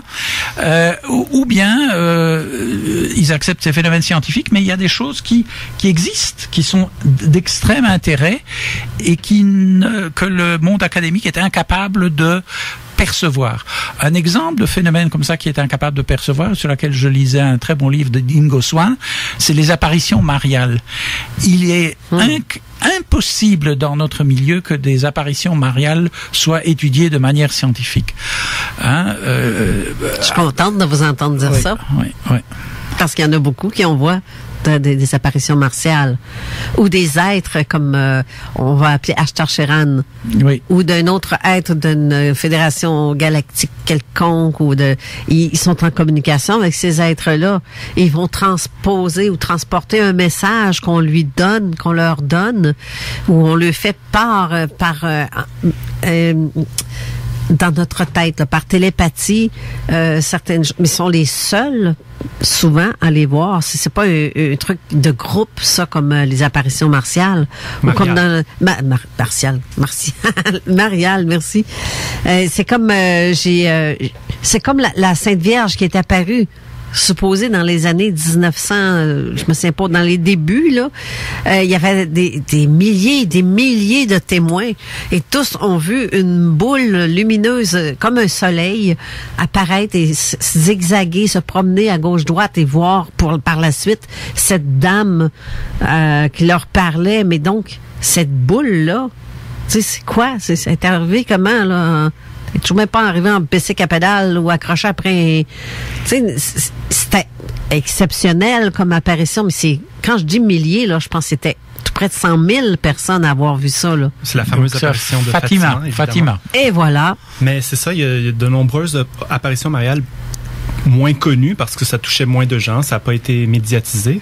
Entre autres, nous, au Garpon, on en a reçu une par 2 jeunes témoins de Bécomo. Ça s'était produit le 8 août 2011. Et puis, c'est des gens qui ont eu très peur de cela. Pour mettre mon petit bémol sur ce sujet-là, qui n'est pas mon sujet de prédilection en ufologie, c'est que justement, la source, il faut pas la prendre de façon caricaturale ou littérale. Dans le cas des apparitions mariales, la source, c'est pas à cause qu'ils ont vu Marie que c'est Marie, tout comme dans le cas des autres extraterrestres populaires, entre guillemets. À quel point c'est un phénomène qui relève du psychisme. Je vous donne un exemple tantôt. Carole, tu disais à quel point que vers l'équinoxe, il y a souvent des cas d'ovnis. Ouais. Un de mes cas qui a marqué ma carrière ufologique, ça s'est passé le 20 septembre 2010. C'est donc. Eh oui. Ça s'est passé à Saint-Rémy, au sud de Montréal. C'est quelqu'un qui a d'abord vu des lumières qui se sont approchées de lui, mais quand qui a passé à côté, c'était un gros triangle qui s'est stationné au-dessus du champ. Et puis, il a accéléré, puis il est rentré chez lui. Il a eu très peur. Ouais. Mais c'est 40 jours plus tard, là, il y a eu une séance de 3 jours d'extase dans lequel il était en contact avec l'un. Alors, il écrivait en lettres majuscules L''UNS. L'un, comme genre Elohim au pluriel, Dieu au pluriel. Et puis, il a reçu de l'information. Bon, à quel point que c'était, tu sais, tout comme souvent on passe, c'est extraterrestre, donc ça vient d'ailleurs, donc c'est des êtres. Mais c'est d'autres phénomènes de la conscience parfois qu'il faut. Ouais, en fait. J'aurais une petite question pour Monsieur Janta qui vient de la page Facebook de Zone Parallèle. Donc, c'est en lien avec votre livre de Nos Solars. Donc, la question, est-ce que vous y voyez un lien entre le livre Nos Solars et les extraterrestres? C'est-à-dire que je sais que Chico Xavier, qui est certainement un des plus grands médiums que l'on connaisse, croyait aux extraterrestres, et parce que je suis très ami avec quelqu'un qui l'a étudié, qui ne l'a pas connu personnellement, mais qui a eu des impressions avec lui et qui connaît très bien sa vie, etc. Et je sais que Chico Xavier était très ouvert aux phénomènes extraterrestres, et que lui-même a été impliqué dans des cas d'ovnis et a pu dire s'il s'agissait d'être maléfique ou d'être positif, etc. C'est ce que je peux répondre. OK. justement, ce monsieur qu'on parlait tantôt avant d'entrer en ondes, ça se peut qu'on l'aie, ce monsieur-là, si ça lui intéresse de venir à la radio, je l'invite. Puis je vais passer par vous parce que vous savez de qui il s'agit. Tu parles de monsieur Xavier? Non, lui il est décédé. Mais puis en passant, merci Jean Morissette de nous écouter ou de me confirmer la date pour Fatima. C'était un 11 octobre 1917 à midi. C'est vieux, là. Ça date de loin. Vous pouvez pas me faire croire que c'est de la folie collective, là. Mais vous, qu'est-ce que vous pensez de ça, les hallucinations collectives? Pour vous, est-ce que ça existe? Moi, je crois à la réalité du phénomène de Fatima. Et l'origine, vous savez, moi, je suis partisan de la formule de Arthur Clarke que on ne peut pas distinguer de la très haute technologie et de la magie. Il est certain qu'il y a des entités, on ne veut pas dire lesquelles, qui essayent d'influencer l'humanité dans le sens religieux, dans le sens des croyances de l'humanité, et qui fait montre d'une certaine technologie. Prenons le cas qui est utilisé comme la base du christianisme, la résurrection de Jésus. Mais moi, je dis que c'est une technologie avancée qui permet de ressusciter certaines personnes. Alors, ce n'est pas du tout pour ne pas croire en Dieu ou quelque chose comme ça, mais c'est un événement qui a eu des témoins, des choses comme ça. Et moi je crois qu'il y a des moyens qu'on peut appeler technologiques ou paratechnologiques, etc., pour produire de tels événements. Voilà. Je mène un petit bémol là-dessus. C'est pas parce que c'est technologique que c'est dénoué de spiritualité ou de sens pour l'être humain. Oui, c'est exactement ce que je dis. Oui, je suis tout à fait d'accord avec ça, oui. Oh, c'est donc belle fun, ça. Mais, une question. Tout ce qui est intraterrestre, reptilien, ou tout être qu'on dit qui habite déjà sur Terre ou sous nos pieds, y croyez-vous à ce genre de phénomène-là? Est-ce que c'est possible selon vous?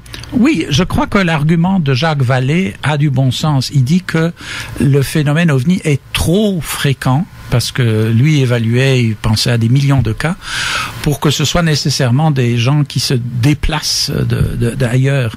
Et s'il y a extraterrestres, c'est certain qu'ils ont un intérêt pour notre planète et ils ont vraisemblablement des bases ici. Et certains sont peut-être venus il y a très longtemps et sont dans des endroits qui ne sont pas accessibles à nous ou auxquels nous ne croyons pas pour le moment. Il y a très peu de gens qui croient, mais il y en a qui croient qu'il y a des choses, disons des cavernes ou des endroits à l'intérieur de la Terre, et tout à fait possible que certains de ces ovnis viennent de là et que ce sont plutôt ceux-ci qu'on voit le plus fréquemment que ceux qui viennent disons, soit de planètes voisines. La probabilité. La probabilité est plus élevée. Voilà, c'est ça. Okay. Oui. Parce qu'ils sont justement ici. Ils peuvent sortir de l'eau parce qu'il y en a plusieurs qui disent voir des engins sortir du fleuve ou d'un lac. Donc, y a-t-il des portes à quelque part dans ces endroits-là? Y a-t-il un accès via l'eau? Il y a certainement un accès. L'intérieur de la Terre n'est certainement pas scellé. Donc, s'il y a des bases ou des civilisations à l'intérieur de la Terre, c'est évident qu'ils ont des portes de sortie. Okay. Mais c'est vrai que ce serait plus logique, moins long comme route à faire que de parcourir des je sais pas combien d'années-lumière pour s'en venir ici. Quoique, on parle aussi de l'effet tunnel où ce qu'on peut traverser d'un endroit à l'autre. Je sais pas si vous comprenez ce que je veux dire. Hein? Non, pas la porte dimensionnelle, mais un accès l'utilisation des pôles pour voyager. Ça aussi, c'était une autre possibilité. Mais je parle des trous de verre. Oui, merci. Pour le voyage intersidéral. Pour ma part, moi, à titre d'investigateur, il faut que je fasse un commentaire.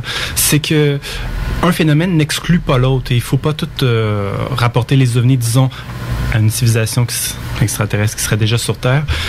Quant à moi, ça expliquerait seulement une très petite proportion des phénomènes, tandis que les autres phénomènes, ça ne semble pas être ce type d'apparition, d'une part. Ensuite aussi, c'est que l'ufologie, c'est tellement vaste. Il faut, avant de s'exprimer, il faut vraiment spécifier sur quel secteur on se concentre. Comme par exemple, combien de vidéos de la NASA de phénomènes en haute atmosphère il existe? de très impressionnant. On a aussi d'autres phénomènes qui ont été vus autour de Saturne, beaucoup, puis ça c'est connu depuis les années 70. Alors, il faut faire attention de ne pas associer ces phénomènes-là avec ce qui se passerait, disons, sur Terre. Mm-hmm. D'une part. Mais par contre, moi, je ne vois pas d'inconvénient à penser que tout ça est possible, même la communication avec des êtres d'une autre dimension ou d'une superposition, comme on m'a dit dernièrement. Parce qu'il y en a qui ne croient pas à ça, les dimensions parallèles à la nôtre, que ça se peut pas, les dimensions qu'on est seulement que 3 ou 4. Mais la science a quand même découvert qu'on a 12 dimensions qui sont parallèles à la nôtre. Est-ce exact ce que je dis, M. Martin? Ben oui, les modèles actuels des scientifiques envisagent 11 ou 12 dimensions, mais les physiciens ne sont pas intéressés par les phénomènes paranormaux. Bon, il y a des physiciens, mais ils le font à titre personnel, qui ont fait des expériences et qui sont arrivés à certains résultats, mais la science moderne est matérialiste. Et l'existence de la vie sur d'autres planètes, pour elle, ce n'est que hypothèse pour le moment. Et ils ne sont pas intéressés à la phénoménologie, comme Yann l'est, etc., d'observations que l'on voit, etc. Il y a une raison, disons, scientifique, matérialiste, mais il y a une raison aussi politique, c'est que moi, personnellement, je crois que il y a une tentative absolument délibérée de certains gouvernements de décourager que l'intérêt du public pour des phénomènes de type OVNI, parce que justement, personnellement, je crois qu'eux ont, et depuis longtemps, des contacts suivis avec des extraterrestres et ne veulent tout simplement pas que le public soit au courant, c'est tout. Mais qu'est-ce que vous pensez du phénomène du CERN en Suisse? Est-ce que c'est un danger de faire ce qu'ils font en ce moment? Selon vous? Personnellement, je me demande si c'est pas un peu irresponsable. C'est-à-dire que je vois qu'il y a à la tête de ce genre d'expérience des gens très ambitieux qui veulent faire carrière, qui veulent obtenir le prix Nobel, qui sont prêts à dépenser des milliards de dollars. Et ce n'est pas nécessairement la bonne priorité. La bonne priorité pour l'humanité, c'est de découvrir ou de rendre, peut-être parce que ça a été découvert, l'énergie libre, c'est-à-dire l'énergie qu'on peut tirer à partir de l'éther. Je ne veux pas me prononcer là-dessus, mais il y a quand même beaucoup de gens, y compris un ami à moi, qui pensent que c'est possible. Mon ami est assez avancé dans les expériences, mais je ne peux pas révéler son nom pour le moment. Et ça, c'est quelque chose qui est utile à l'humanité. Par contre, risquer de créer un Big Bang en laboratoire avec des conséquences peut-être fatales, ce n'est pas nécessaire à ce niveau-là pour l'humanité. Je pense que nous laissons simplement un peu trop de la bride ouverte à nos scientifiques, et en leur laissant faire du n'importe quoi et en croyant important tout ce que eux disent être important, alors que les progrès en physique théorique, malheureusement récemment, ne sont pas très convaincants. Mais parce que eux, ils pensent qu'ils vont découvrir comment fonctionne l'univers avec ce qu'ils font, mais j'ai l'impression qu'ils rouvrent des portes à un danger qui va nous être probablement fatal à quelque part, parce que il y a énormément d'observations d'OVNI dans ce secteur-là. Je ne sais pas si vous en avez entendu parler, mais il y a beaucoup d'observations, puis c'est fou. Moi, j'ai un contact là-bas. À même titre qu'on parle des observations proches des sites nucléaires, aussi des silos de missiles, on le voit aussi au niveau du CERN. Exact. On est en train de jouer avec des allumettes présentement. Ben, je pense que oui, parce que là, j'ai une amie qui est en France, en Suisse en fait, et elle nous avait, je sais pas si je vous avais déjà mentionné justement un travail que j'ai fait avec cette dame-là, parce que elle a fait une observation là-bas en Suisse, tout près de chez elle. Mais c'est pas fini, ce dossier-là, là. Parce que là, il est entre les mains de quelqu'un de très important là-bas, en Europe. Mais en même temps, pour l'analyse des fioles, parce qu'on a eu des fioles, elle a recueilli des fioles, c'est présentement en analyse, et pas par n'importe qui. J'ai tellement hâte de vous en parler. Je peux juste pas en dire plus. Mais je sais que cette dame-là voit souvent des trucs bizarres dans ce secteur-là, derrière les montagnes, ou même, et elle m'envoie régulièrement des photos. Qu'est-ce que tu penses de ça ou ça? Mais on voit des fois que ça peut être insectes, avions. Déjà à la base, à l'endroit où ils se sont installés, Il y a une raison pour ça. Aussi. Et si on analyse le moindrement le site physiquement, il y a plein de symboles qui nous donnent un paquet d'informations, dont il y a le dôme principal au CERN. Ça a donné l'idée à une personne de créer un aimant monopolaire en utilisant la forme du dôme qu'il a retrouvé au CERN. Donc, il a réussi à créer deux aimants monopolaires, un positif et un négatif. Seigneur, je pense qu'ils sont en train de faire des plans des plans pour de destruction, je dirais. Au lieu de faire de la connaissance. Tu sais, je sais pas, mais il y a des façons de comment faire de la connaissance quand on l'a pas? Il va bien falloir la découvrir à quelque part. Ouais, mais faire des tests. Hey, je vais tester quelque chose que je sais que ça peut me tuer. Me semble que, mais eux autres croient pas à ça. Fait qu'en partant, là, et je regarde Jean Morissette qui nous écrit encore en privé, c'est qu'il me dit que, en fait, tout ce qui est paranormal, la plupart du temps, c'est plus normal que paranormal. C'est paranormal pour ceux qui sont fermés d'esprit ou qui n'ont aucune croyance en ces affaires-là. Mais je regarde ceux qui croient en Dieu. Tu l'as-tu déjà vu, Dieu? Tu y crois, mais pourquoi tu y crois si tu crois pas aux autres affaires? Il y en a que c'est tout dépend de croyance ou de confirmation. Mais moi, c'est de la confirmation à l'intérieur de moi. Je le sais qu'il y a des choses. Pour moi, c'est normal. Pour d'autres, ce que moi est normal, pour d'autres, ça va être paranormal. Mais je pense que Jean est aussi d'accord avec ça. Et il me rappelle aussi que Jean Cazot a toujours dit que voyons, je ne dirais pas, hallucination collective, ça n'existe pas selon lui. Sinon, même un petit peu, même que la preuve que la télépathie existe, c'est prouvé scientifiquement qu'on est capable de faire de la télépathie. Donc, pourquoi pas entendre et entrer en communication avec un être d'un autre monde, que ce soit fantomatique ou d'un autre monde. Moi, là, les grands blonds 6 pieds, 5 à 7 pieds avec les grands yeux bleus, là, qu'on appelle communément, il y en a qui vont l'appeler Ashtar Sheran, il y en a d'autres qui vont dire que c'est Michel-Ange, parce que la ressemblance est frappante entre un ange et ces êtres-là, mais tu le sens dans toi si ce que tu vois est réel ou pas, même si tu es la seule personne à l'avoir parmi 3-4 personnes aux côtés de toi, mais tu le ressens, puis ils te le font ressentir qu'ils sont là en plus. On le sent, tout se passe à l'intérieur. C'est dans nos tripes, dans notre tête, peut-être vous allez dire, mais c'est pas de la folie non plus. Vous êtes d'accord avec ça, M. Jeantin? Oui, je suis d'accord. Ces êtres-là blonds, on les appelle des Nordiques. Et le premier contacté des années 50 qui a atteint une certaine notoriété, qui est toujours d'ailleurs très connu, c'est George Adamski, un immigré polonais qui vivait sur les bords du mont Palomar. Et lui a fait une série de photos d'ovnis très connues et a eu, disons, en fait, il a lancé la mode du phénomène décontacté.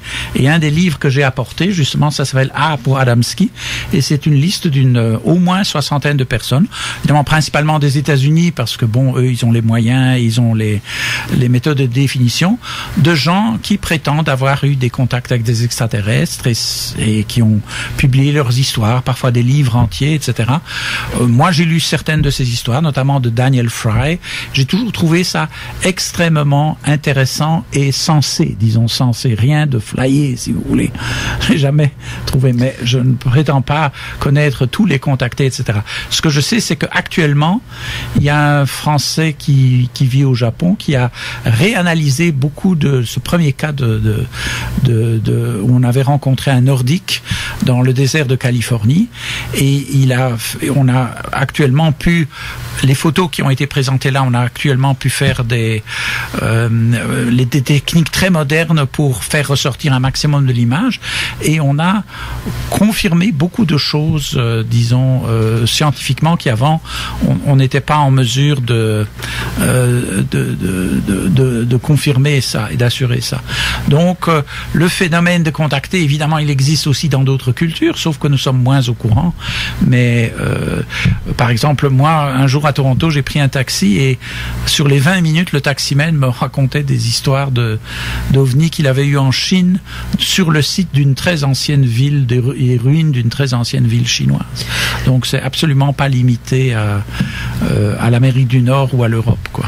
C'est parce que, en même temps, je me dis, les personnes qui sont contactées avec des êtres de notre dimension, des grands êtres blonds, yeux bleus, ou qu'on nous dit que ça vient de Sirius, ou que ça vient de tout autre...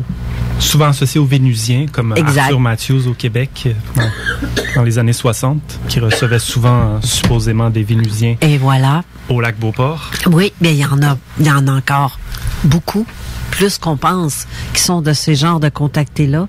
Et le message est fort simple. Il y a beaucoup d'amour dans leurs propos. Il y a beaucoup c'est pas des messages de guerre, ni des messages de peur. Ils sont là pour aider ou des choses comme ça. Moi, personnellement, j'y croirais. Parce que j'ai vu des trucs dans ma vie que je l'ai déjà expliqué tout ça dans mon livre que j'avais écrit justement sorti en 2013. J'en ai déjà parlé de ce que j'ai vu chez moi au pied de mon lit, mais je suis pas la seule à qui ça arrive. Mais tantôt, quand j'ai vu votre livre Nos Solars et que je me suis dit, merde, il y a le livre, j'avais jamais vu le livre, j'avais jamais mis la main sur un livre Nos Solars, mais je me dis, les gens, parce que selon le film est-ce que vous avez vu le film, Monsieur Janton? Oui. Est-ce que le livre est pas mal vraiment ce qui est... C'est bien interprété. Le film, il faut toujours un peu adapter un livre pour en faire un film, bien entendu. Mais j'ai entendu une interview avec le réalisateur brésilien qui a fait le film en 2010, et il dit qu'ouvertement, il y a un but, disons, didactique entre guillemets, c'est-à-dire qu'on doit apprendre à l'humanité. Avant, on nous enjoignait uniquement de croire à la vie après la mort, etc. Mais maintenant, on ne doit pas seulement croire, on peut avoir des informations relativement précises. Bien sûr, Nos Solars est présenté un peu comme légèrement romancé pour que ce soit intéressant, mais ça contient une foule d'informations. Et bien entendu, Nos Solars est un livre d'une longue série de André Luiz, qui est donc le médecin décédé qui a raconté ces choses qui lui sont arrivées après sa mort. Mais puisque on parle de science et puisque je me présente comme scientifique, moi personnellement, et ça va peut-être étonner ou choquer beaucoup de personnes, je crois qu'on a prouvé scientifiquement la continuité de la conscience individuelle après la mort. Oui. Et ça a été fait en 1902, ça a été fait par Frederick Myers, qui a écrit un livre très important, Personnalité humaine et la survie après la mort.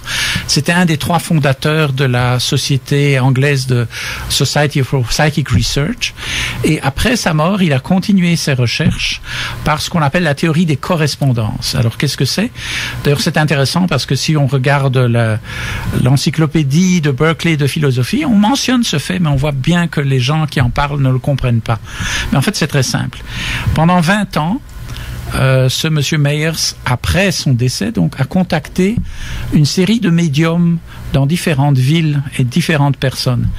Et il a communiqué des informations sous forme de puzzle, que seulement en mettant les pièces ensemble, on pouvait avoir une information complète. Et elle faisait référence à des choses très précises et très vérifiables qui se trouvaient dans ses papiers, dans ses livres, dans son bureau. Il disait, bon, dans tel livre, dans ma bibliothèque, à telle page, j'ai souligné tel passage, et dans tel article que vous trouverez dans mon bureau, etc.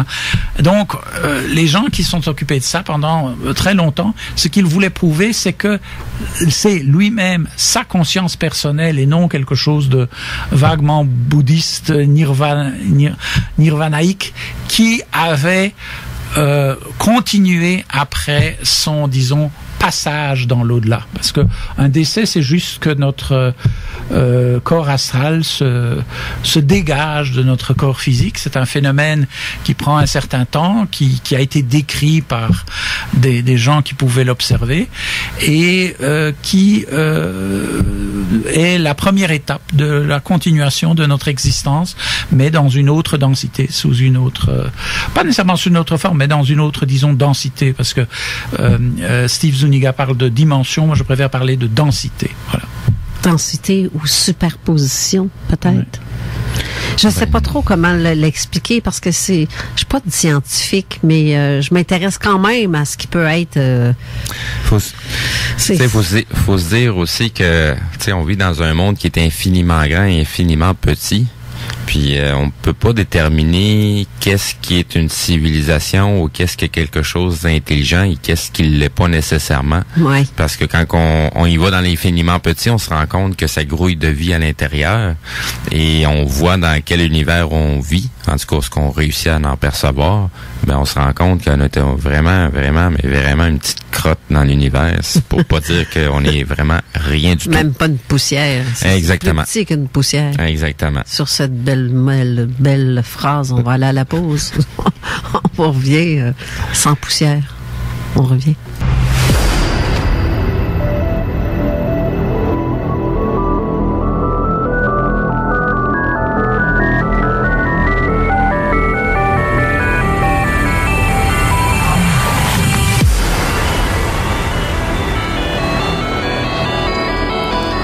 On est de retour pour les, je dirais, 15 dernières minutes, 10 minutes d'émission. Mais c'est tellement intéressant que je la continuerai encore des heures. Faudrait que M. Genta, vous reveniez. Ça n'a pas de sens parce qu'on n'a même pas jasé de tout ce qu'on avait à jaser. Mais c'était notre plan, ça, parce que vous allez pouvoir l'entendre la semaine prochaine à l'Université Laval. Méchant plan, mais il va falloir qu'il revienne ici pareil. Mais cette émission-ci, ce n'était qu'un hameçon. Et je vois que vous mordez à l'hameçon. Ah, ben oui, c'est vrai, c'est poisson, moi. Ça a l'air signe de poisson pour vrai, en réalité. Non, c'est parce que j'y crois à ces affaires-là. Je crois à ces gens-là qui sont contactés parce que, tu sais, comme je vous ai dit tantôt, j'en vois des affaires, j'en ai vu des affaires. Fait que je peux pas dire que ça existe pas. Je le sais. C'est plus une question de je pense que ou non, je le sais que. Maintenant, je sais que. C'est même plus une question de croyance. Oui, et de plus en plus de gens, en fait, dans notre monde, ont la même expérience que vous. Ils ont tellement d'expérience que pour eux, ce n'est plus douteux, c'est certain. Et certains de ces gens, donc, parlent à la télévision ou font des vidéos YouTube ou écrivent des livres comme Whitley Strieber, etc. Enfin, c'est difficile d'imaginer que Whitley Strieber, même si c'est un auteur de science-fiction, ait imaginé tout ce dont il parle dans ses livres. Est-ce que vous avez vu passer à quelque part les tu sais Chico Xavier, je sais pas comment le dire. Oui, Chico Xavier. Xavier. Oui, ouais, Chico Xavier. Il fallait le dire avec un accent. OK, Chico Xavier. Bon, est-ce que vous croyez un peu le phénomène de ce qui parlait des 50 ans plus tard? L'avez-vous entendu? Est-ce que vous savez de quoi je parle? Oui, ben justement, le monsieur qui a révélé ça, Ananda Bosman, est quelqu'un qui va parler à notre conférence du 21 septembre. Ah. Et lui était dans la réserve indienne des Indiens Lakota, où un ovni s'est manifesté pour signaler que c'est la fin du délai supplémentaire qu'on avait obtenu avant de nous faire punir, ou je sais pas comment dire ça, parce que justement la situation dans le monde allait assez mal et on a, paraît-il, reçu des entités supérieures un délai de 50 ans pour un peu redresser la barre, et c'est en 2019, là, au mois d'août, qu'on nous a, il y a eu des événements ovnis lors de cet congrès conscience et contact. Je pense que c'est produit cet été. Quoi? C'est cet été? Cet été, oui, c'est ça. Oui, mais il s'est rien produit autre, par contre. Donc, on est safe, si je comprends bien. Il y a un changement qui va s'amorcer. On est safe, mais bon. Les gens se sont fait l'illusion qu'il allait avoir quelque chose d'extraordinaire, des feux d'artifice, puis c'est ça, ou une catastrophe. Arriver, puis la grande divulgation. Mais c'est ça. Parce que les choses marchent pas comme ça. Les choses vont pas. C'est pas une question de vitesse, mais faut que les gens soient prêts aussi. Les gens, je dirais, que s'attendaient à voir des vaisseaux mers un peu partout, ici et là. C'est comme dans le film V ou la série V dans le temps, où on était envahis. Ouais, ils l'ont fait 2 fois en plus. Ben, tu vois, j'ai l'impression que les gens s'attendaient à ce que ça soit ça qui arrive, mais c'est peut-être plus profond que ça. C'est plus à l'intérieur de notre mentalité parce que faut fonctionner avec le cœur et non avec notre arme. Moi, si je sens m'agace, je vais pas avoir le réflexe de lancer ma main et de la foutre au visage à quelqu'un. Je vais le regarder avec un sourire puis je vais moi, il donnait plein d'amour. Qu'est-ce que je fasse? Mais je vais peut-être dire une vacherie, là, pour me venger. Mais tu sais, je me servirai pas de mes mains. Je vais me servir de ma tête. Avant tout. Parce que je pense que si t'es quelqu'un qui se sert de ses mains avant tout, c'est quelqu'un qui a un petit peu de manque quelque part en haut. Il y a quelque chose qui fonctionne pas, là. Puis il semble qu'on a affaire avec des phénomènes sur le long terme. Sur des décennies, sur un phénomène qui se met en place peu à peu, qui influence de façon subtile. C'est pour ça qu'en ufologie, ou dans les domaines controversés comme ça, il est très important que les gens s'intéressent à d'autres choses, qui en fassent pas leur hobby, puis qui vivent dans leur monde imaginaire. Au contraire, faites de l'histoire, lisez des écrivains, lisez la mythologie, comment ça a évolué, pour avoir des phénomènes anthropologiques de comparaison, pour pouvoir mieux situer les phénomènes actuels. Ben d'accord. Oui, Yann a tout à fait raison. Très souvent, le résultat d'un contact fait que les gens commencent à s'intéresser à des domaines auxquels ils ne s'intéressaient pas du tout, à la science, à la cosmologie, à la mythologie, à l'histoire des religions, etc. Le folklore. C'est pour, justement, en quelque sorte, activer l'intérêt de l'humanité pour les questions primordiales et pas juste qu'elle se confine à dernier modèle de voiture ou des choses assez matériel, quoi, ou la dernière destination vacances, quoi. Je ne critique pas les voitures ni d'aller en vacances, mais c'est très bien si les gens peuvent ouvrir leurs horizons, et c'est un des choses que ceux qui nous contactent essayent de produire dans l'humanité, quoi. Selon ce que j'ai fait comme recherche, personnellement, j'ai déjà le côté contact, on en reparlera, là. Je sais que moi, ça se fait parce que ça m'est déjà arrivé.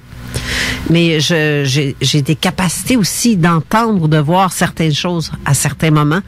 Mais j'ai fait une genre de petite recherche auprès d'un paquet de gens où j'ai recueilli des témoignages ici et là.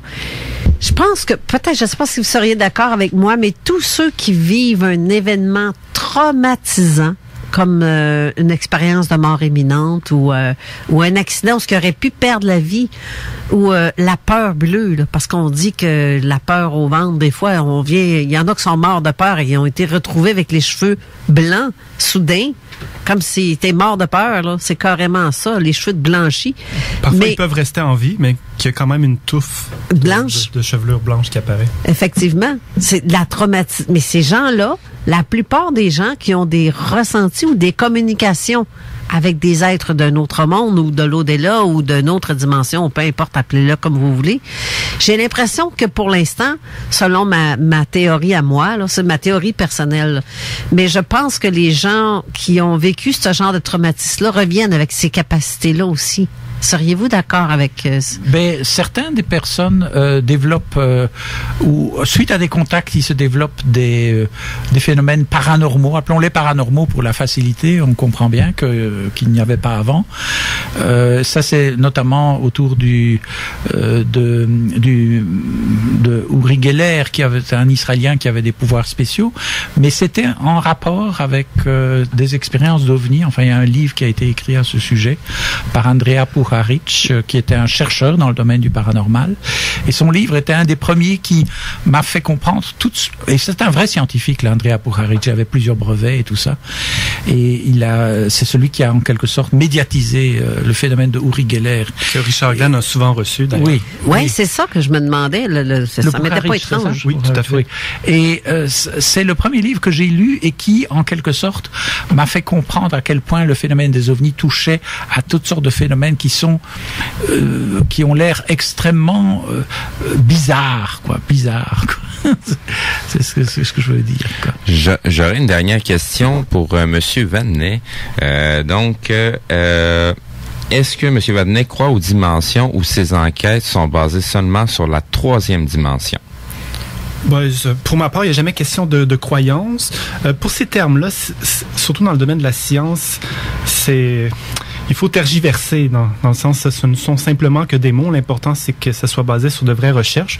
Pour ma part, pour répondre à la question très précise, oui, je ne sais pas comment l'appeler, je ne sais pas comment le définir, mais s'emboîter dans les 3 dimensions, ça ne cadre pas. Pas du tout avec les témoignages qu'on reçoit, avec la comparaison qu'on peut faire, avec les recherches qui ont déjà été faites. Puis comme M.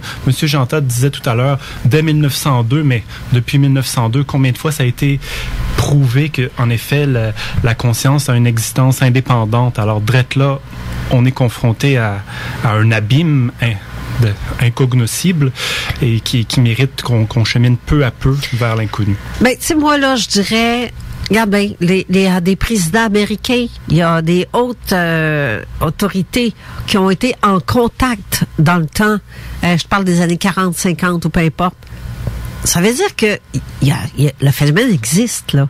On s'en cachera pas. Il n'y a pas personne qui a inventé ça. S'ils disent que ils ont été contactés par une fédération quelconque galactique c'est parce que c'est déjà arrivé pour vrai.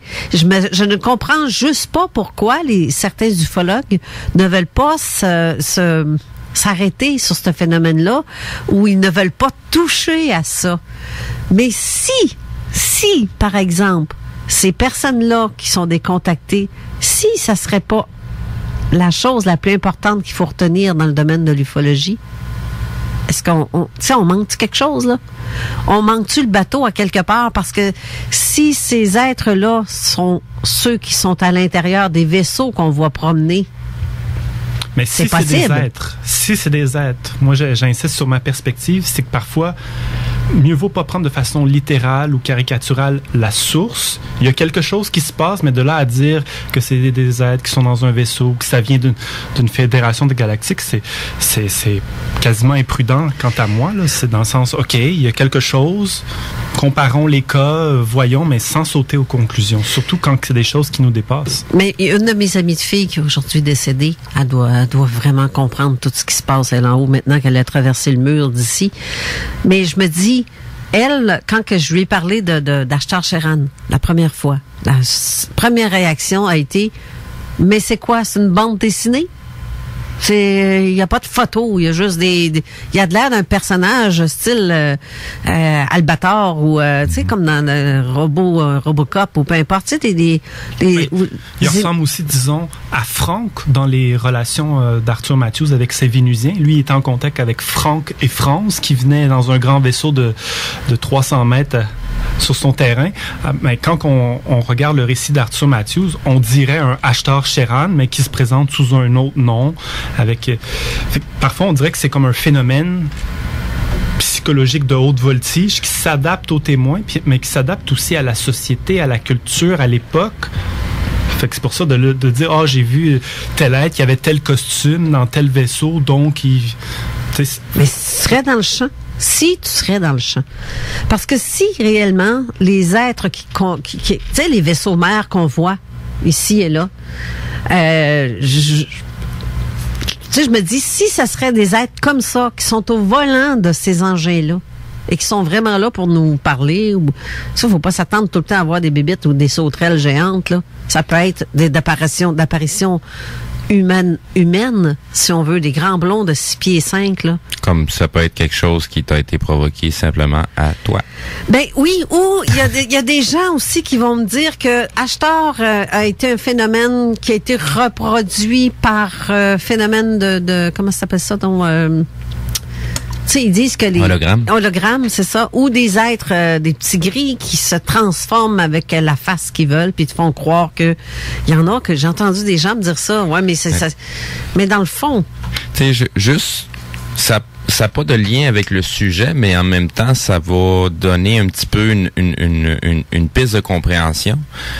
Aussi simplement, quand vous regardez quelque chose, pensez-vous que vous regardez l'image dans le bon sens ou dans le sens inverse, là? Tu sais, voir à travers de nos yeux, là. Ouais. Est-ce qu'on voit dessus dans le bon sens ou on voit dans le mauvais sens?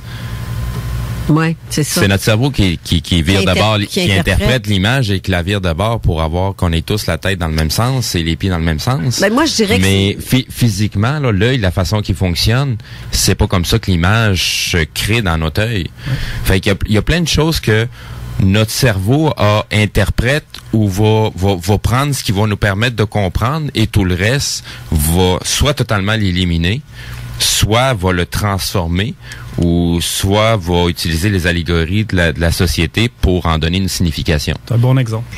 Mais en tout cas, personnellement, on pourrait en débattre. Il va falloir que vous reveniez, M. Genta, parce que je trouve ça, je vais vous laisser aller avec la conférence. Répète-moi l'heure et les lieux. Bien entendu. Alors, c'est samedi prochain, le 21 septembre, à compter de 6 heures, arriver un petit peu à l'avance. C'est au pavillon Alexandre Vachon, sur le campus de l'Université Laval. Et puis, le reste de l'information se trouve sur notre site garpan.ca. OK. Et là, on va être obligé de laisser, parce que l'émission se termine, si je veux laisser la place à notre ami Manon. Manon, pour l'émission Vente fraîcheur cette semaine. Aujourd'hui, de quoi on parle? Allô, tout le monde. Ça va très bien. Vous autres aussi, hein? Ben vous écoutais en s'en venant. Oui. Là. Et savez-vous, j'ai envie de vous dire, d'après moi, j'en reçois un extraterrestre aujourd'hui. Ah oui? Ouais. Je vais recevoir Tommy à Histoire inspirante. Je pense que manquez pas ça, son parcours. Je vous écoutais en m'en venant, je me disais, tabarouette, je pense que c'en est un. Je vous en dis pas plus que ça. Je vais également vous aider avec, on a-tu besoin ou pas d'orthèse? Qu'est-ce qu'on fait quand on a besoin de ça, quand on se questionne? Et on va également recevoir Alanon, qui est un organisme sans but lucratif qui vient en aide aux gens qui, dans leur entourage, ont quelqu'un aux prises avec des problèmes d'alcoolisme. Oui, très Alors, bel organisme. Je sais de quoi qu'avec la prière de la sérénité et tout ce que tu voudras, là. Je connais. Ça, c'est des gens qui reçoivent de temps en temps nos témoins parce que des fois, il y en a qui en tombent dans ces sphères-là pour essayer de soit noyer le poisson. C'est ça, exactement. Sérieusement? Oui. OK, donc les gens se croient fous un peu, là. Ben, tu sais, il y a des gens qui vont aller chez le dentiste, vont se faire hypnotiser parce qu'ils n'aiment pas ça, les piqûres. Et puis, la personne va se mettre à parler de drôles de choses. Donc, dans un cabinet de dentiste, on fait quoi à partir de ce moment-là sur les dires de la personne que c'est son subconscient qui est en train de parler? Oui, c'est pas facile, hein? Là, donc, avant de fraîcheur, dans le fond, on vous aide. On aide les auditeurs à les outiller parce que d'un fois, avant de sentir le vent de fraîcheur, ça va mal. Effectivement. Je te souhaite une bonne émission. Et c'est là-dessus que nous, on se laisse parce que l'émission se termine. Merci beaucoup, Yann Vallée, de ta présence. Merci, Martin Genta. Merci, Steve. À la prochaine. De cette belle... t'as bien fait ça. Faut dire que tu m'as soulagé aujourd'hui parce que on a fait comme... on t'aimait le prix. J'avais pas aucun co-animateur. T'as juste vraiment bien fait ça. C'est comme mettre mes sneaks puis partir à courir. Vente fraîcheur dans quelques instants. Et oh oui, c'est vrai, la personne qui a gagné la tasse la semaine dernière, c'est Sonia Toulouse. Ta tasse, ça va être à la station. Tout ce que tu as à faire, c'est de venir ici, venir la chercher en studio. Tu n'as qu'à demander ton prix. Il va être dans le tiroir exprès pour les gagnants. Et je vais faire tirer une autre tasse. Donc, vous avez la semaine pour communiquer, pour mettre vos questions et me dire que vous êtes intéressé à avoir la tasse, que vous devrez venir chercher, par contre, après, en studio. Alors, sur ce, je vous souhaite une bonne semaine. La semaine prochaine, on reçoit Jean Cazot. Sur ce, bonne semaine à vous tous. Bye bye.